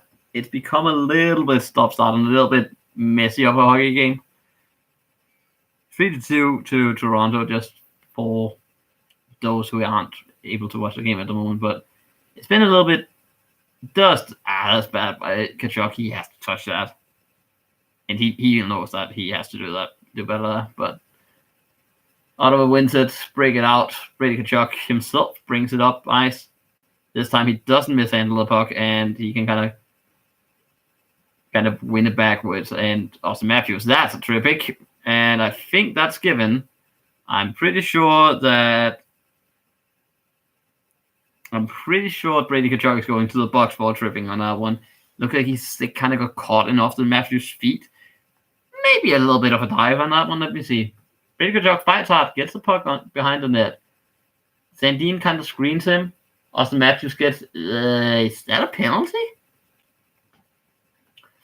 I can actually understand why he's upset at that. I don't think he touches Matthews' legs. I actually just think Matthews falls over his own legs, and his stick is in the area, so I guess that's why it's being given. But I actually don't think that's a penalty, if I'm being totally honest. Yeah, good pass to Austin Matthews. Good shot. That's brilliant. That is exactly where Austin Matthews wanted that. They win the face-off. Quick pass from Morgan Riley to Austin Matthews. He kind of gets space, and it's a shot, and it's a good shave by Craig Anderson, who's seen that going top shelf all the way. But they loses him for 1 second, and he has a shot to finish that. Even if it's a goalie versus shooter duel, you would bet on Austin Matthews to being able to finish that. Great pass from Nana, and then Austin Matthews. This time it's going in 4-2 Toronto. It's starting to look more as expected. That's a brilliant pass by Marner. He gets the puck on the right, throws it across his body, around his body. Great feed to Austin Matthews. One time, said no chance for Craig Anderson. He won the last one. He's not going to win this one. But yeah, Mitch Marner with a brilliant pass. This time, he finds that corner that he was aiming for last time. Craig Anderson is kind of having to move from side to side. He's a little bit off position compared to last time. This one here, he just doesn't get over in time, and that's a perfect shot off the corner of the goal. You don't find much better shooters in the league than Austin Matthews. That's exactly what Toronto needed. Austin Matthews to do something like that. Mitch Marner and Tavares on the assist as well, so that is exactly the guys Toronto has to have going the entire season and in the playoffs to be competitive. This is your top guys. This is the guys you pay the millions. I know Nylander doesn't make exactly the same amount, but he definitely makes money as well. But that is the three guys there. The three parts of the four-headed monster of Toronto. Ooh, Craig Anderson mishandles. Ooh, almost serves more. And I think there's a penalty for Toronto on this play, which is the one reason this gets nullified a little bit, because I do actually think Craig Anderson mishandles that. Yeah, Tyson Barrie takes a penalty for slashing.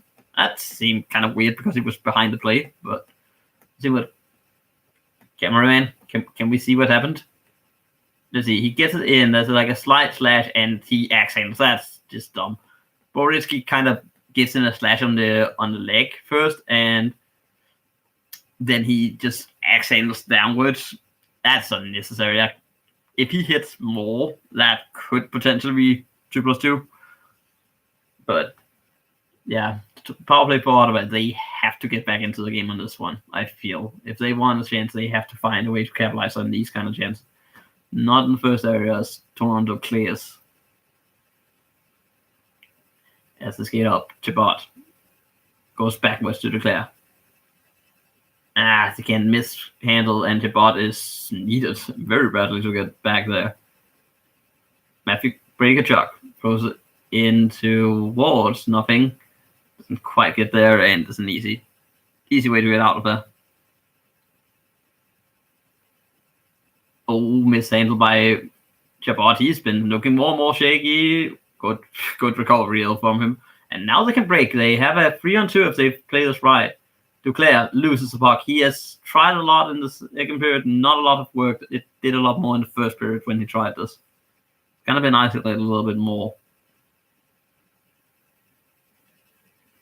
Instead, it's here. Bobby Ryan brings it in.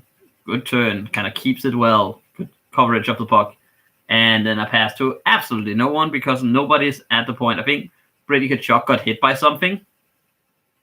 No penalties given. He's going to the locker rooms. Brady Tkachuk. That's not a good sign for Ottawa. Oh, a very bad sign to see Brady Tkachuk go out.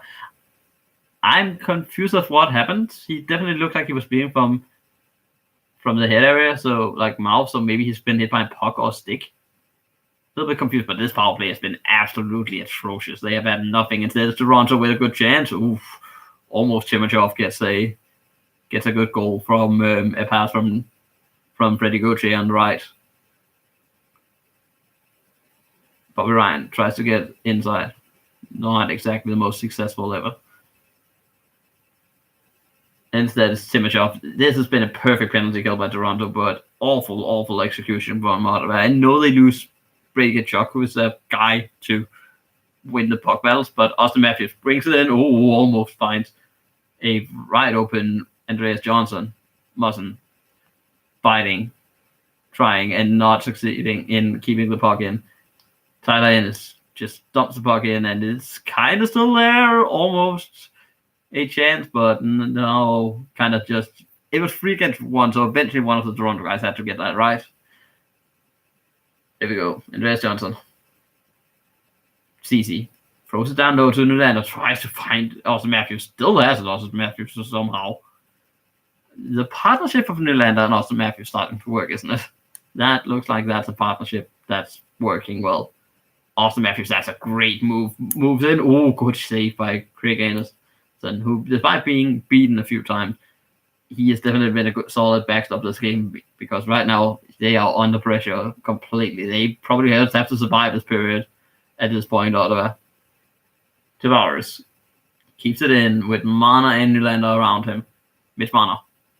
Back to Morinton, I think. Shot just about not going in. Oh, Craig Anderson falling. Oh, Mitch Mana's wide open, just about doesn't get it. That was a wide open cage if he shot it, because Craig Anderson was flopping outside trying to cover the puck. Didn't get it.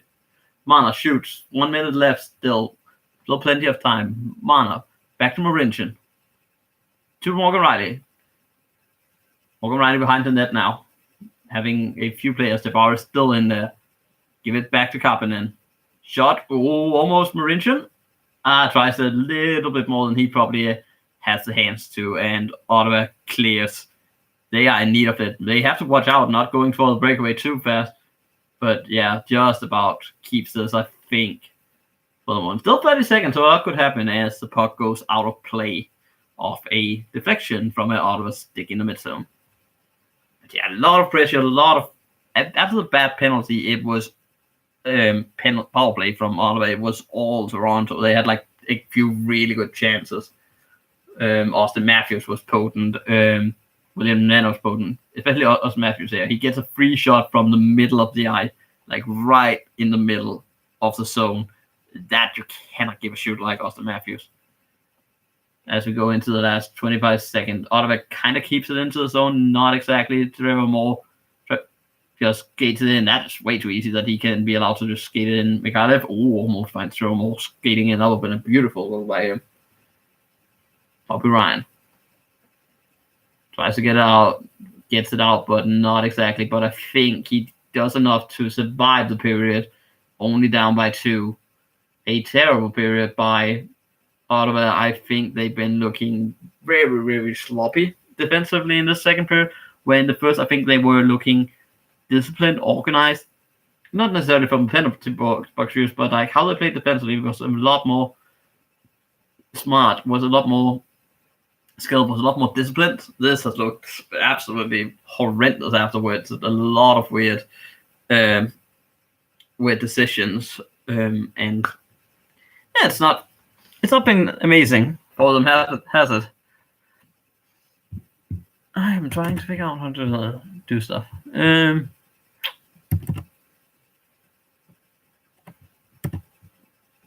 But yeah, it has been a game that has been still a few oddities to it. I think Toronto is in a very deserved lead from the second period. I don't think they were good in the first. They still look sloppy defensively. Frederik Andersen has to make a few too many massive chances. They look like they can be pressured when they are handling the puck behind the net.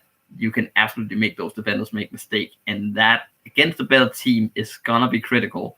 that they don't allow those breakout passes to be intercepted, to make those mistakes when breaking out the zone. Because if you do that, you catch 4 other guys on the offensive mindset. If that happens against the Tampa, if that happens against a Boston, if that happens against even a little bit better team, I want to say the Minnesota Wild, they're going to punish you for it. You can't make these kind of mistakes. And you can't show this kind of, I want to say almost like lack of physicality behind the back of the net, because it is too easy to pressure them into mistakes. It has been too easy for Ottawa as well. They made 10 bajillion mistakes behind the net when they face it up against Matthews, Marner, Tavares behind the net. They get pressured. They don't know what to do. They flick it out. So that's been learned by Toronto. Now they intercept that, and now they bring forward pressure for that reason. Also, well, wait, let's just watch the last bit of this game. And is that a goal? Yeah, it is. I just joined in to see like the, I guess, goals from Edmonton. Not Edmonton. Oh, okay. Well, god damn it, that's period as well. I got to see the goals from the Washington game. Well, that sucks. Well, back to this game. I don't know when that game ends, but yeah, 2-1 at St. Louis over Washington.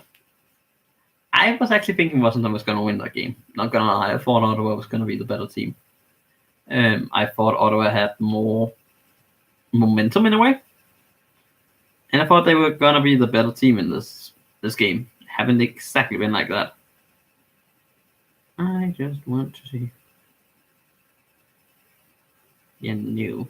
Not have like someone from like random addition, like someone DMing me like randomly with a profile recently made with a half naked girl on the front cover. No, I don't care.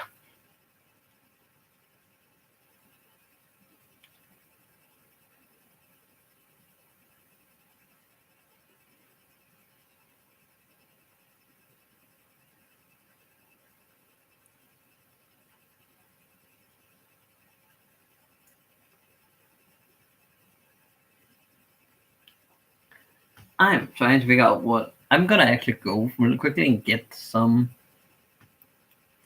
new soda so I can actually what's the last bit of the game.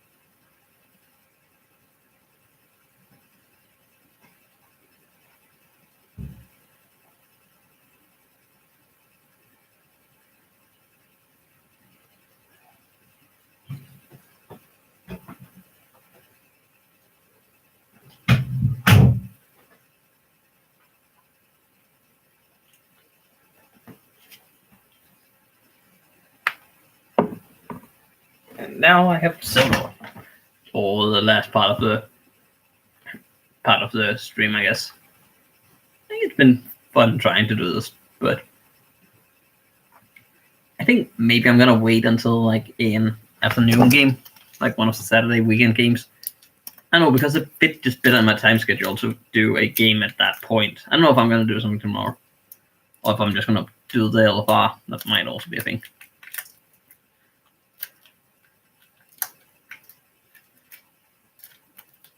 We'll see what happens. I don't actually know if Grab is thinking about doing anything tomorrow. Also depends a little bit. I kind of want to see what happens if he isn't streaming. See if there's more people talking. It's a little bit more fun when there's people, when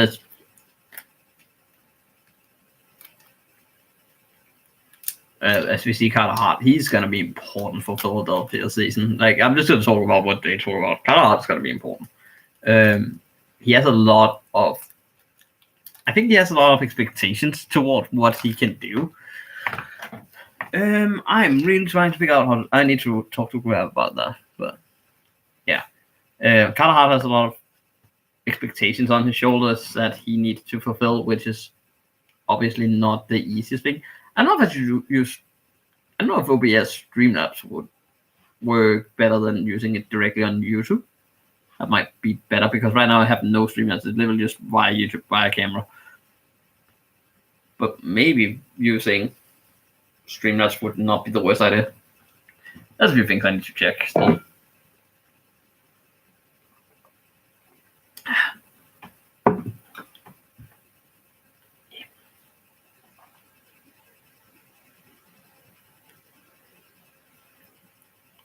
See them talk about the predictions for. Okay. As much as I like Alex DeBrincat, he's not gonna win the Rocket Rashad. I don't think he's gonna win the Rocket. He's a great player, but that is. I see better goal scorers than DeBrincat. I see Ovechkin, for instance. Just because he has the spot, I would even be tempted to say. Like, I think Line is going to rebound, and he's such a goal scorer. He's not someone who's going to get you the assist. He's just going to score. Like, so many of his points scored. There's a few players. I think Austin Matthews could get it. I think a Mitch Marner could get it. I just think there's better players who will. I know, maybe I can kind of see the logic actually in the Brinkhead in a way because he is going to be the goal scorer for Chicago. Apparently we're talking now about the St. Louis Blues in Bennington, I'm guessing. Apparently it's like a magician, like a I know what is happening thing. I look into a glass bowl. I don't know what this is called. Future prediction-y. Blues winning the. Okay, the Blues. That's not. No, that's Bennington, not the Blues that wins the Jennings. Well, William and Jennings. Isn't that for the best goalie or the best defense? Something like that. Something. But yeah, I think it's like the one who allows the least goals, which I guess that is more of it. Yeah, fewest goals allowed. That year was it really the Islanders? I thought it was Dallas. Interesting. But I guess I could see the Blues be good. I think I have a sneaky suspicion that it could be Carolina. That defense could easily be the team, I think, that could get that. Get the Jennings. I'm actually glad to see. I thought it was still goalie stats, but I'm actually glad to see that they do it with team stats rather than goalie stats. Because there's always been like our goalie was good and our defense was just phenomenal. It's not a goalie stat to win the Jennings.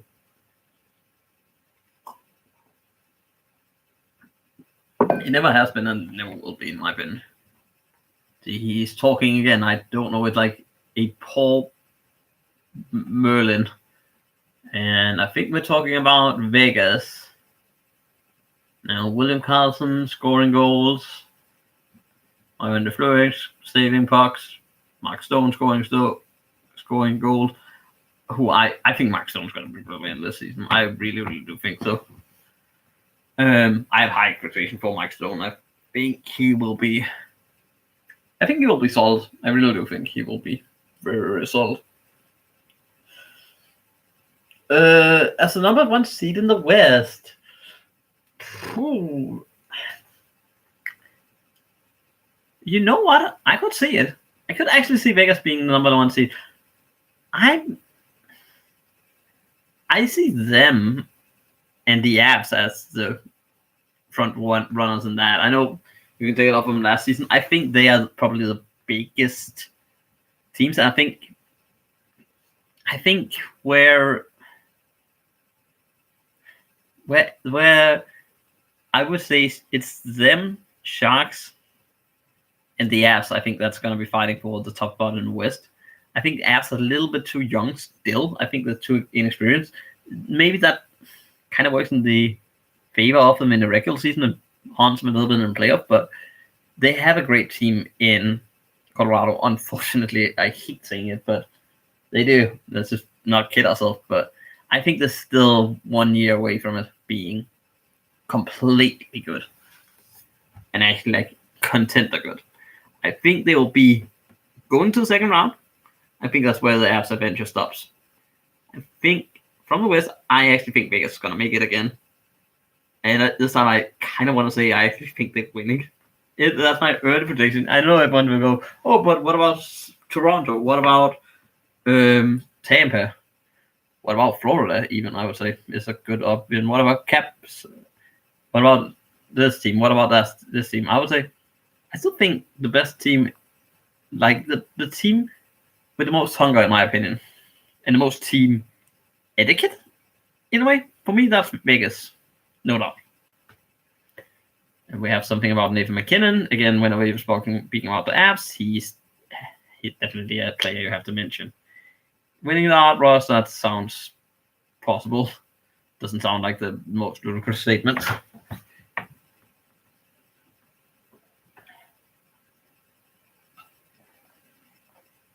McKinnon is a great player. We know that he can do it all. Has a great job. Nikita Kucherov, Taylor Hall is there. Like Marchand is in that conversation, but like Marchand is a weird player.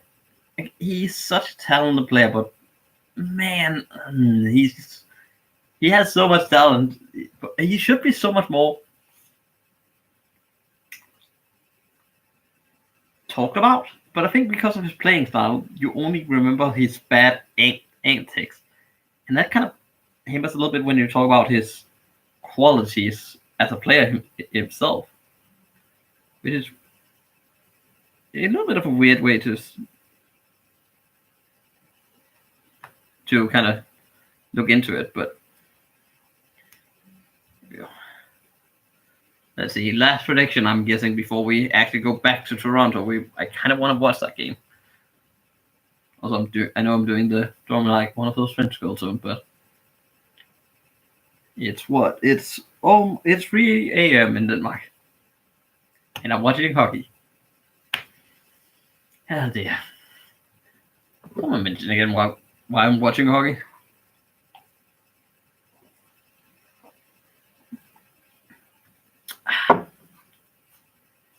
Let me just check actually. What's the game on Saturday? Because those games are a little bit more better time for me because the early games they start like at 1 in America, which is 1 p.m. That's a little bit more manageable for me usually.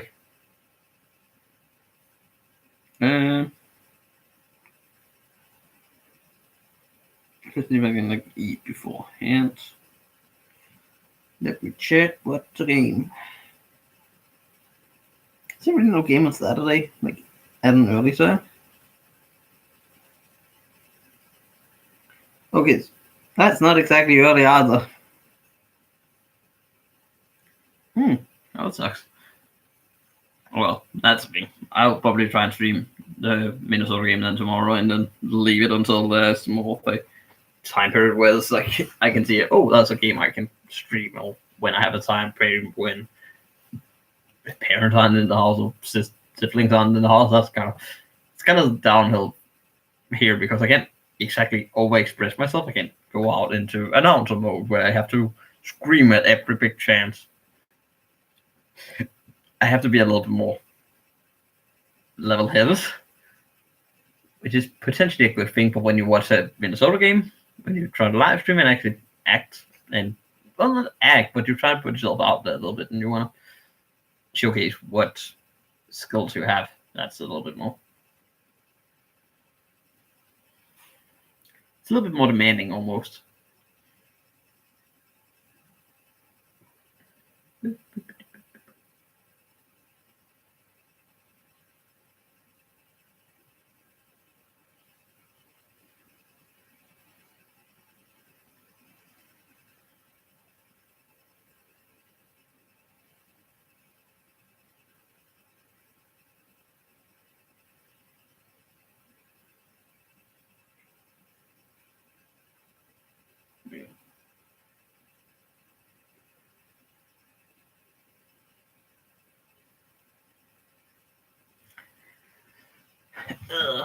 Is the game in the other end started, or is that also just a commercial? I think this game is about slice. I'm going to say, yep, that's still on commercial time. What I kind of want to do is probably put this game actually on my iPad just so I have that going. So this is something I've done before where I've had my iPad on the side and then the TV with the main game, just so I can kind of keep an eye off what's going on in both games. Done that a few times. Here we go. Yeah, so check what the score is in the Rays versus Athletics. That did not help me at all. Okay, so the Rays are pretty much going to go to the leading 4-0 after how long? After only 3 innings, so there's still time, I guess, to rally, but that's not an easy deficit to come back from. Although we kind of saw Washington do something similar.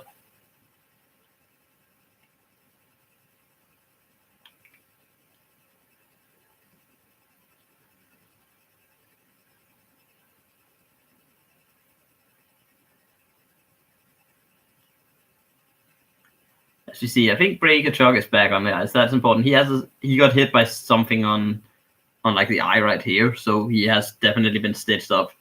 You can definitely see that. That's I want to say that's almost like a Chuck look in a way.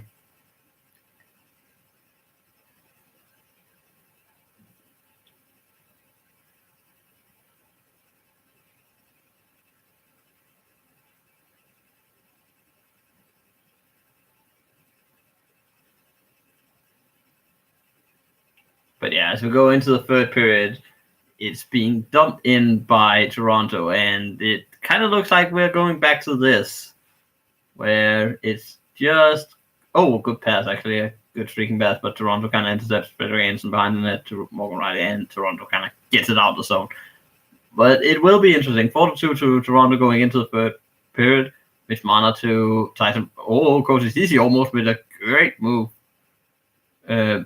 And they don't know where it is. I don't know either. What just about is there close from John Tavares kind of weirdly poking it into the net. I think at that point, almost like every player lost the puck for like a second. But yeah, highlights here from Austin Matthews' goal. He had one chance where he had the puck a little bit longer. Next pass, great pass from Mitch Marner. First timer, you aren't going to say your first timer from Austin Matthews when you have to move from right to left. You're going to have to hope that he misses or hits you. Because he hits that top corner. That is a difficult thing to get up to. But yeah, right now, Toronto's controlling the game. Martin with a shot. Andreas Johnson was in front of the net. Kind of doesn't quite get enough in front of him. So easy save for Craig Anderson. But it's been a game where I want to say it's been a controlled game for Toronto. They've been doing exactly what they need to do when they needed to do it. And they've been rewarded for it. Completely rewarded for it. As we see here, one gets sent away. Bobby Ryan versus Matthews. Matthews wins it, and they can establish themselves in the zone once again. Matthews kind of brought down to the by Bobby Ryan, but luckily not in a dangerous way, thankfully. Jake Musson kind of deking and dangling towards the middle of the ice. Doesn't quite get enough. Instead of slap shot, goes by once, gets it pressed in front again, but always good at getting back to kind of clean up the garbage in front of the net. So now I can see what the score is. Still 2-1 in the St. Louis games, by the way. That just started, so I'm going to keep giving like some updates, especially during power breaks, I think, on that game. But yeah. And it does kind of fall down. Instead, it's Anisimov trying to send it around to Batherson. He is going to get pressured right away by Trevor Moore, and Trevor Moore's going to win that by Trevor Moore. Good chance. It doesn't quite get. That was kind of weird battle away attempt from Greg Anderson. Kind of tries this, kind of hits it on the top of the stick, almost goes right out to, I think it's McKay. Mikalev, who is like in front there. That was almost a very awkward play. Trevor Moore's kind of a good broken up shot, but the kind of way rebound handling from Greg Anderson definitely wasn't great. I don't know who was on the end of that. If it was Kerfoot, that could also have been. But yeah, definitely. Oh, good shot by Barry. Almost gets like a good chance on the left up until the fatal circle shoots. Good save by Greg Anderson. Tries the outlet pass. Ottawa doesn't quite get enough of it, and Sandin easily have time to find Kerfoot, and Toronto can recalibrate. Oh, sorry, Mitch Marner, and they can easily drive it into the zone. Ransom does fairly well against Marner, doesn't quite get enough, and instead is driven out by Peugeot. This is not the matchup they want. Ottawa, Peugeot slide in the fourth line against a Mitch Marner line. But I think they kind of get changed, and now they can kind of establish themselves a little bit into the zone. They keep the line though. Peugeot line is not the greatest matchup in the world. Chipolik kind of goes for a little bit of a hit in the back. Isn't given on Drew Shaw or Devon Shaw. I think actually he's called. Now that I think through, Shaw definitely got a hit from behind, I think, from Chidlick. So it was kind of an unnecessary hit. It was, again, when it's 20 feet from your own net, you don't need to make a hit like that. Shaw is there. Chalpik is basically just going into the back of him. No need to do that. There is absolutely no. That's such a dumb penalty to take. You don't need to go into the back of a player who is fighting at the board with one of your guys. Go in and fight alongside the guy, sure, but don't go into the back of him. That's going to be called 10 out of 10 times by the refs. And correctly so. Easy boarding, cross, like interference. You can call whatever you want at that point. Like, there's a few things. Cross check. I would say this is definitely not a cross check. It's more so a boarding or an interference, but they definitely called it boarding, and I think that's the right decision. And it's a dumb one. It's a really dumb penalty. You don't need to make that play at all. And instead is going the other way. And it's a power play. We played 20 seconds of the power play. I spaced out that for a second. But yeah, we played 10 seconds. Mitch Marner on the point. Oh, good chance Andreas Johnson, sorry. Almost gets it, and then we have them established. Oh, good chance again. Mitch Marner almost finds it. We have, yeah, I think it's Andreas Johnson in front. Yeah, it is. Andreas Johnson, Andreas Johnson still in front. Oof. Almost Tavares on the backhand after a little bit of a scramble in front. Marner on the left shoots. Andreas Johnson almost gets the tip in, or the screen probably set in, but Ottawa just about clears. Again, good movement from Toronto. They just haven't been able to, I think, capitalize on these. They've capitalized on the Matthews goal, but they have had the chances, just haven't capitalized on more than one. I feel like they could have capitalized on at least two more. This entrance has not worked out, though, since they made the line change from the first power play line. This is actually a really scary place to lose it from Barry. Ooh, almost Leclerc gets a open chance from a massive mistake from Barry. Who I think has looked nervous. I think Tyson Barry has looked nervous throughout this game. Here he has the puck, by the way. He's the quarterback of the power play. Shoots, gets blocked. Kerfoot throws it around the net. Over to Nylander. Back to Tyson Barry. Kerfoot has Trevor Moore in there. No cigar. And Anisimov almost gets it out. Does eventually kind of in a little bit of a weird way. Oliver gets it out. And Frederick Anderson kind of tries to play it to Tyson Barry. Again, pressured hard. And again, doesn't look the most safe when it comes to the entries. I'll say this. I thought Tyson Barry was going to look better than he has. He has not looked great in this game. Connor Brown gets it out. Oh, potential for a call, and it's given. Simashov takes a really dumb penalty. That is kind of the lifeline for Ottawa. This is definitely the lifeline that they need. These kind of dumb penalties that Toronto can take. It's a foot race between him and Connor Brown. He completely loses that one. and he has to take a hooking or a tripping call. Again, it's like a hooking down at the feet levels, and he knows exactly what he did. But a few really good chances, especially from the first power play unit. Austin Matthews had a first timer, doesn't quite get the side to side movement that he had in the first goal, so Greg Anderson's positioned well for to make that save. Here we go. Ottawa penalty power play. This has to work, and it gets thrown out of the zone to start off the first 10 seconds. Not a great start. They need to move faster. They need to kind of get that going. They in the first power play, it felt like they moved the puck well. It is they've been almost too bad at pressuring Toronto when they have had the puck down there. They haven't forced mistakes. They haven't kept the puck in the zone. So it just goes into Toronto zone and easily gets thrown out again. They need to find a good entry. They need to find a way to set up, get some established offense. Again, they try to go in. Morgan Riley is there. Gets it just about by Brady Tkachuk. And now there's a scramble at the left, not even corner, but like middle part of the ice. And it just gets thrown out easy by Kasperi Kapanen. Just simple. It doesn't look difficult, the box play from Toronto. They do a really good job, but it's too slow. It's too mechanical for Ottawa.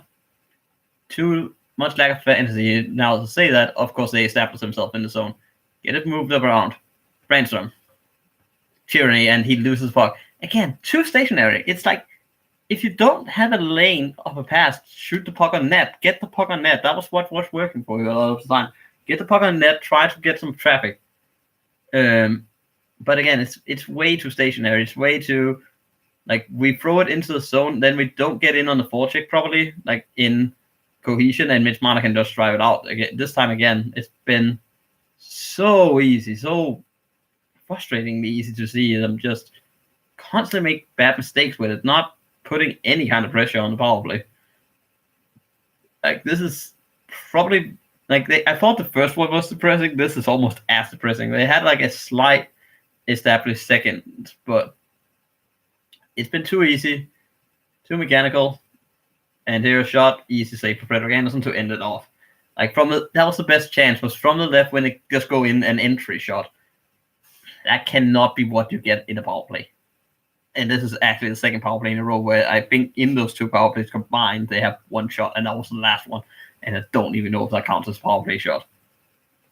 That is not a stat you want to have kept continuing. That's something they have to work on. They have to work on the system. They have to work on how do we enter, if we throw it in, who forechecks, and when these two guys forecheck, who is positioned where. So if the mistake comes, we make sure that outlet pass is closed down. We know where they want to pass to, so we close that outlet down, make sure he has to think a little bit on the fly, pressure them, make false mistakes that way. It has been way too easy It has been way, way, way too easy for Toronto to just win the puck battle, throw it to one of the sides, get the fast guy to throw it further out of the zone, or just skate it out of the zone because there's no one covering the middle all of a sudden from Ottawa on the forecheck, which is kind of confusing. It's like they're almost too scared of like the speed of Kasperi Kapanen or Mitch Marner on the penalty kill, which is always a valid fear, but it comes with the sacrifice of a really, really scary offense.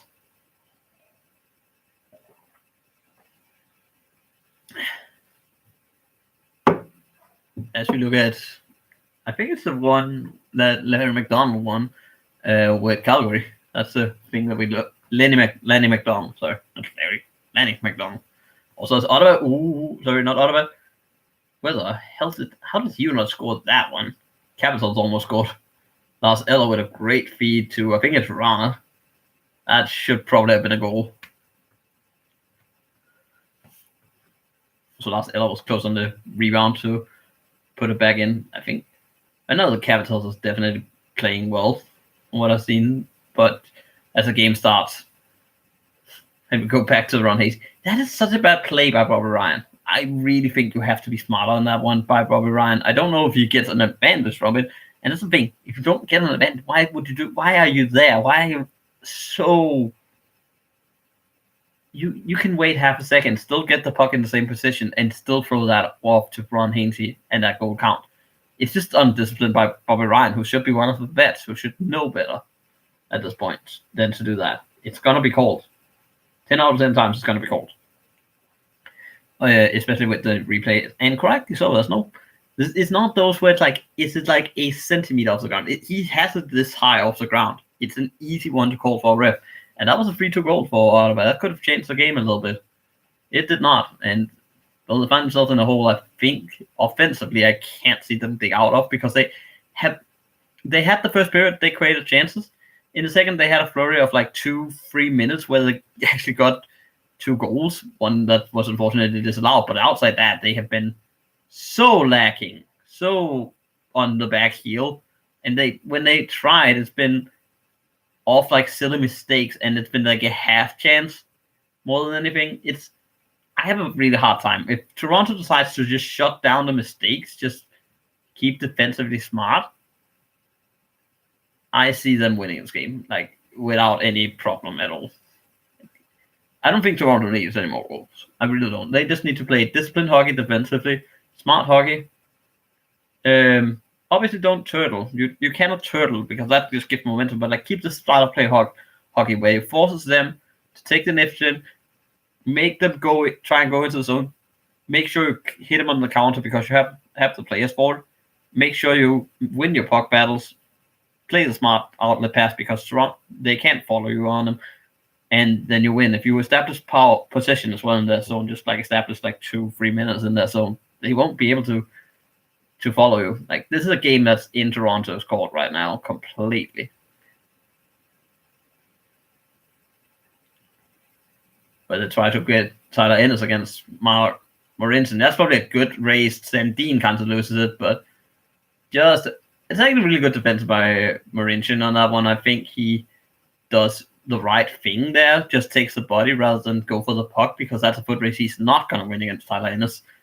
But a good little foot race that he wins, and instead it's Sandin throws it in, and Greg Anderson kind of gets it a little bit. And again, a massive mistake this time from Borowski.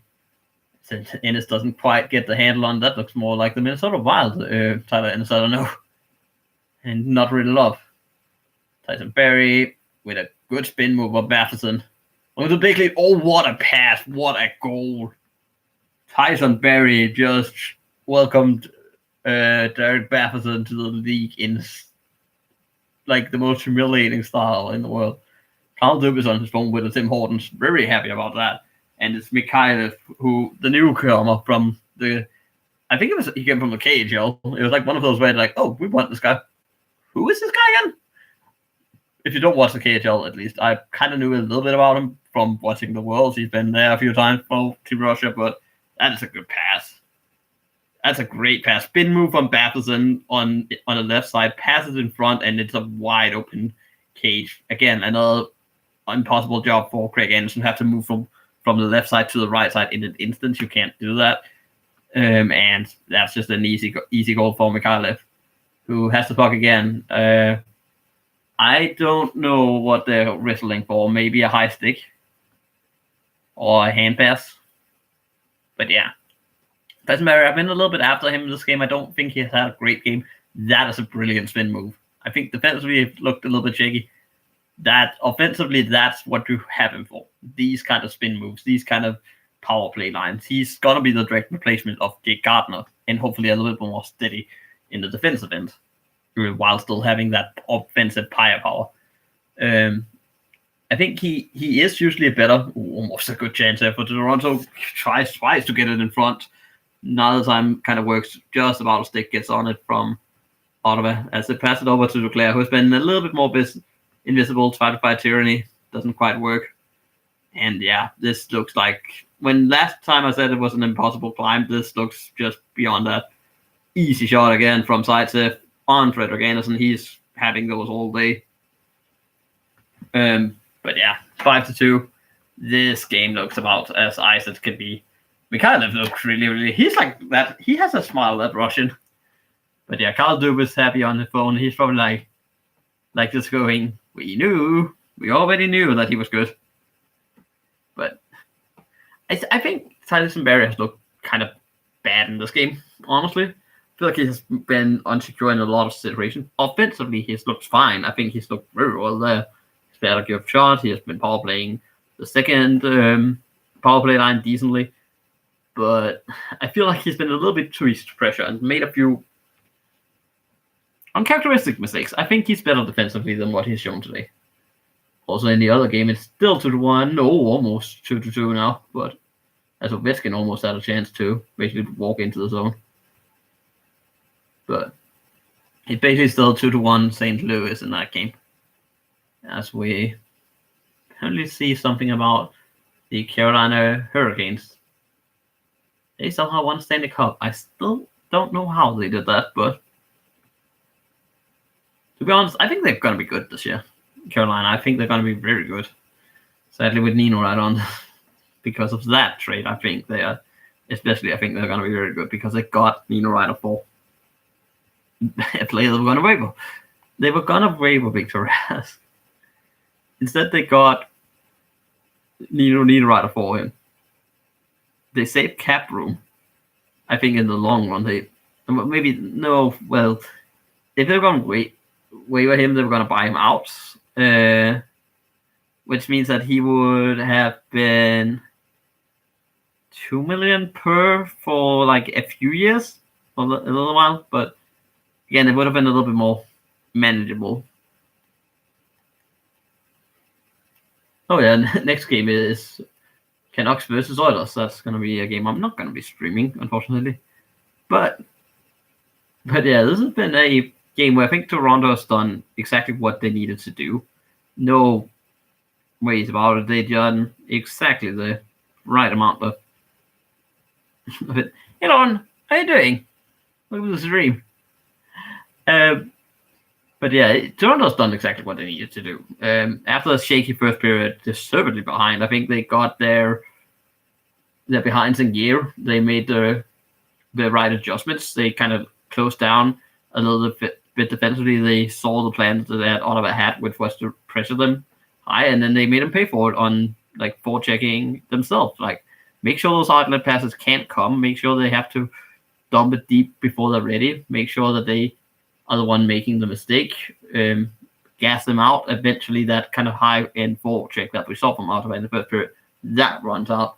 And like a guy like Colin White, we saw him a lot in the first period. We haven't seen him a lot. They closed down Anthony Duclair, who was everywhere in the first period, nowhere else. And then they just used the firepower they have. Austin Matthews been a brilliant Nylander hero years ago. Actually, Nylander tried to find Austin Matthews on the back door again, just about deflected. I think it was from, I want to say it was from Chabot. Good defensive play by him. As again, they tried. Brady Tkachuk tries to be a nuisance, easily handled by Muzzin, and now I say easily again. Tyson Berry kind of making himself go into like a situation where it's like, just skates, has a little bit too many touches on the puck. Just put it back to Muzzin. There's no need for you to try and dribble in your own zone at a time where you lead 5-2. There's no need for it. As good as he's been offensively, I'm gonna say this. I think Tyson Berry has been bad defensively. Like, I think just as bad. Here a puck, Freddie Anderson holds that one, and I think he's allowed to do that. But complaining looks, but like Freddie Anderson, who again, now let's show clips from Tyson Berry. Offensively, he's been brilliant. I think he has two assists in this game. I just think defensively, he's looked shaky. I know they're gonna show like the stats. He's a +2. He has 2 assists. What a debut! Overall in this game, I actually don't think he's been great. I don't know what they're saying because they don't have sound on, because that was the thing that took down, I think it was Hot Take, who got kind of bombed by that. So let's not do that again. Ottawa would have made a mistake, almost mid-finding John Tavares in front. And Dean, he has gotten a lot more ice time in the third period, which is understandable. He is one of those kids you want to give a little bit of ice time to now. Just let the kids roll, let the new guys get into the league. It's an easy first game for for them to kind of ease themselves into the league, see what the level is. Hopefully not come out too confident for the next game, because that is when the kind of inexperience comes into play, especially for a guy like Rasmus Sandin. There we go. Ooh, almost. Fredrik Jensen has some control of that one and is trying to shoot it up, but a good redirect, because that was a man in front. I think it was Stabone. Again, that was like Stabone who was in front. Don't know what his phone name is. He's one of the fourth liners, I think, for Ottawa, whom I'm not too sure who he is. Gotta be honest. There's a few of those, so I'm not super sure who you are. But you played in the NHL. That's still what the stat was. Oh, that was the biggest offside of the day. Trevor Moore basically skates in, try to skate in, and yeah, something happened there that was weird, because apparently Mikhailov, I think he wanted the puck, didn't get it, and it just ended up looking like silly because he skated right into the zone. But Trevor Moore's way behind with the puck. Yeah, we're gonna ease Freddie Anderson's workload. This is probably a good idea. There we go, trying Ennis. He has been trying a lot. He has just not been successful in a lot. That's kind of what we saw in the Minnesota Wild days as well. Like, he tries a lot, isn't very successful with it, and he's him off. Oh, good job by Trevor Moore. Oh, he has been so good this game, in my opinion, Trevor Moore. He has been brilliant. Good shot. So, where's the puck going? It's going out to Ottawa so they can drive it out.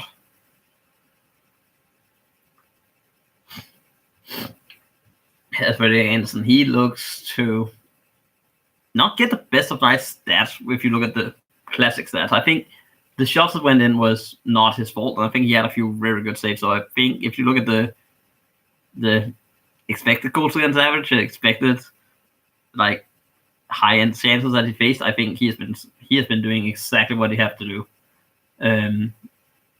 to kind of get into the game after a shocking start where he allowed his first.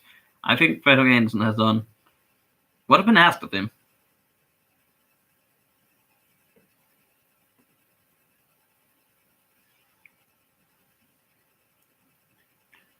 As we see Pretty Gauthier again. They have also gotten a few more minutes, Pretty Gauthier line, with Shaw and Timashov.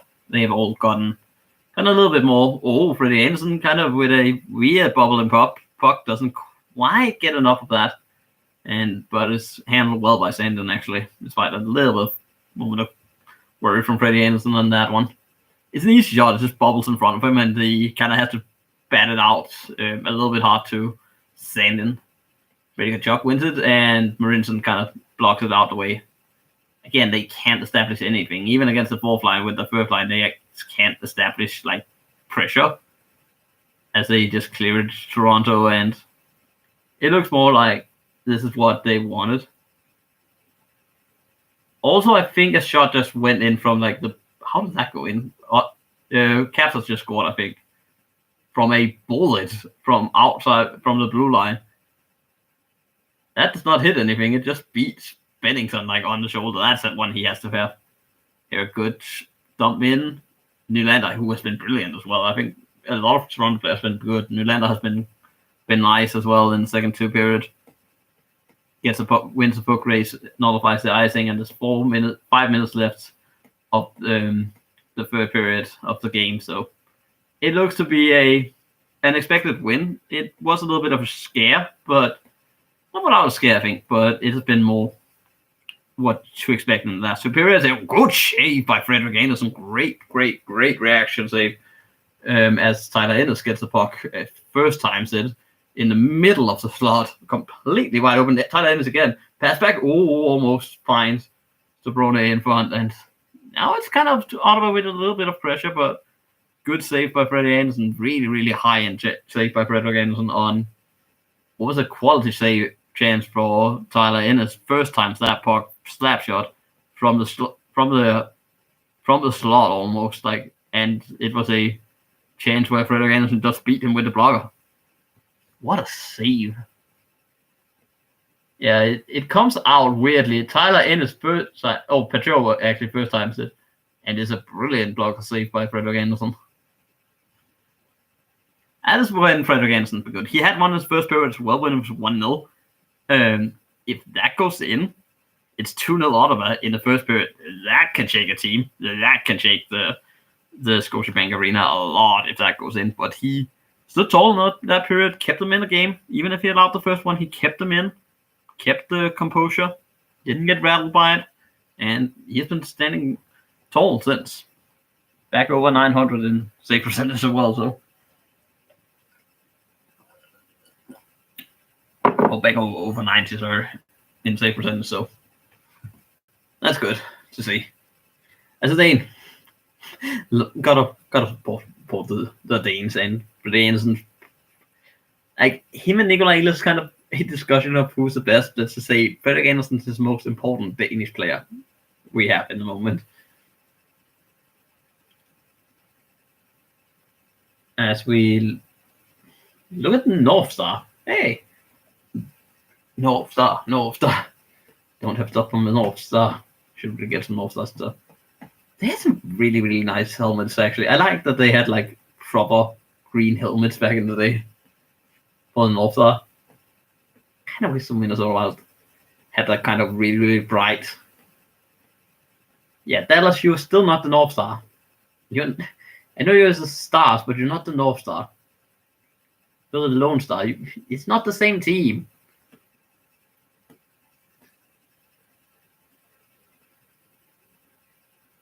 Like people try to say, "Oh, the best jersey that in Dallas Stars history is from the North Star." No, it's not. It really is not, because that's not the same team. It's like saying again, like for Arizona, the best team jersey they had is the Jets one. No.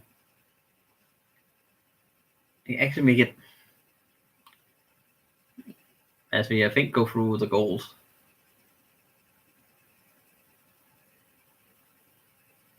Oh, okay, we're just going through the major highlights. Yeah, that was so bad by Bobby Ryan. He has to stay on like that.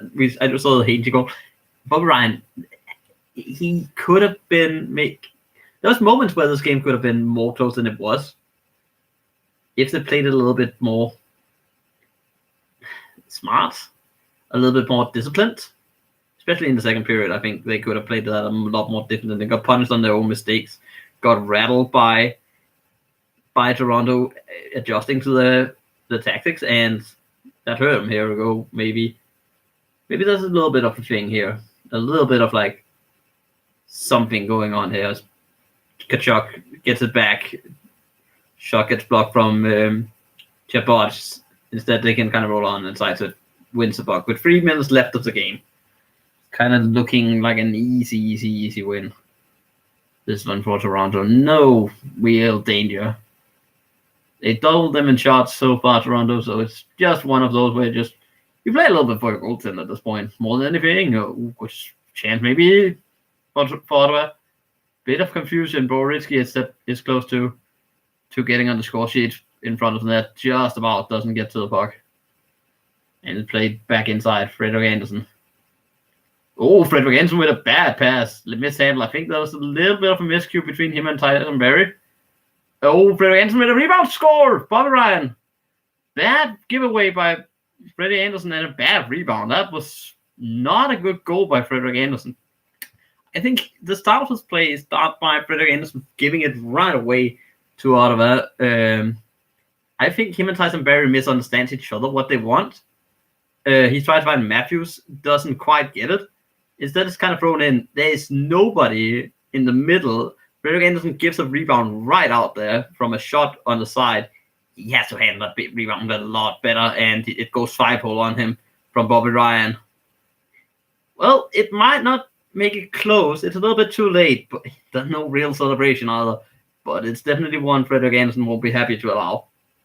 Yeah, he knows as well that was one he should have had, or at least the initial shot is not something he should have had, but it's definitely one that should have been prevented just by the original shot on him. He should just put that one to the side of the net, or handle it so it never goes to the middle. That's the worst place you put that. You can never put that into the middle. A little bit of rust there from Freddie Anderson. A little bit of rust.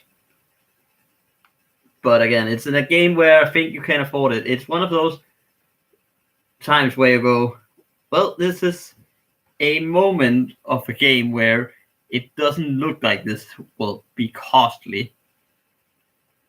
Ottawa has taken the goalie out, though, so who knows if Frederick Anderson is tempted to shoot at this one. I think there's enough size in the Leaf end, but Ottawa with a potential chance here.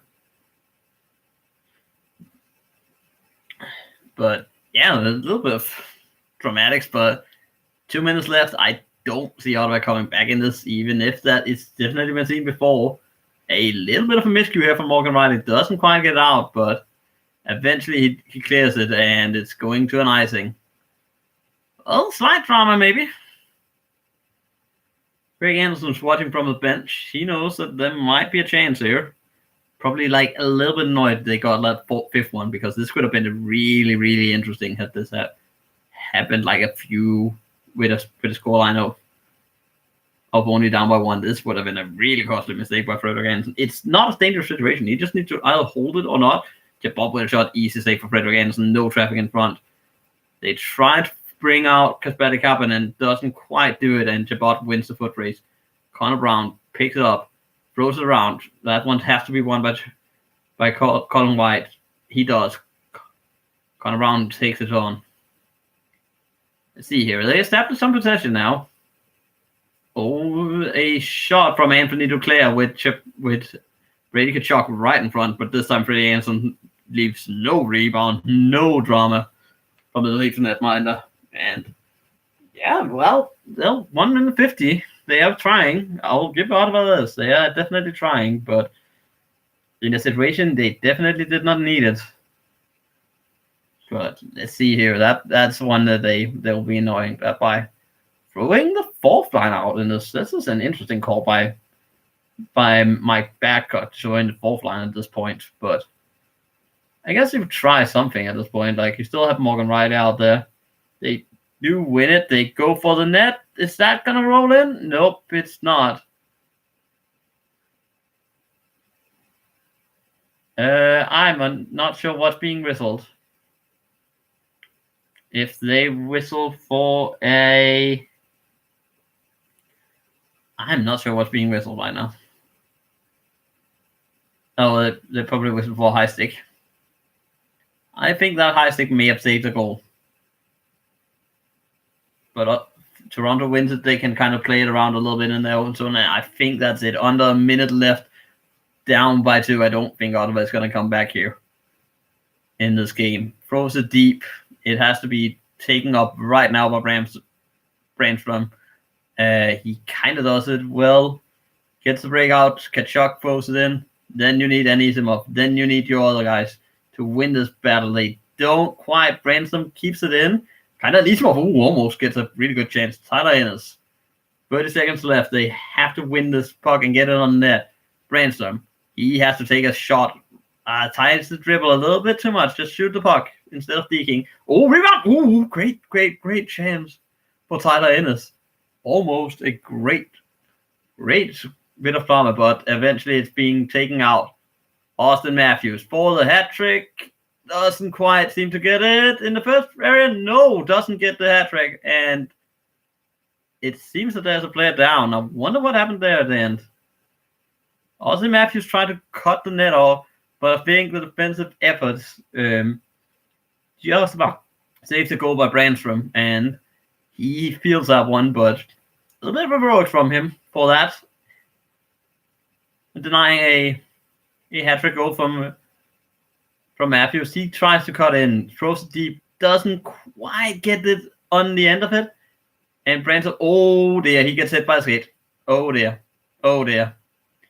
He got hit by the back of the skate from Austin Matthews. I think he got more hit by the blunt force of it rather than blade. But that is scary. He's luckily fine. I saw him at the trainer, so it wasn't something, but he got hit here by the skate. That's... Welcome to the big leagues, kid. Jesus Christ, that is a scary life. But yeah, 5-3 win for Toronto. Good win from them. Get what they need. And yeah, I tried to stream now a hockey game and try to play by play call 2 minutes and 40 minutes. 240 minutes. That's definitely a difficult thing, but it was a fun game to watch.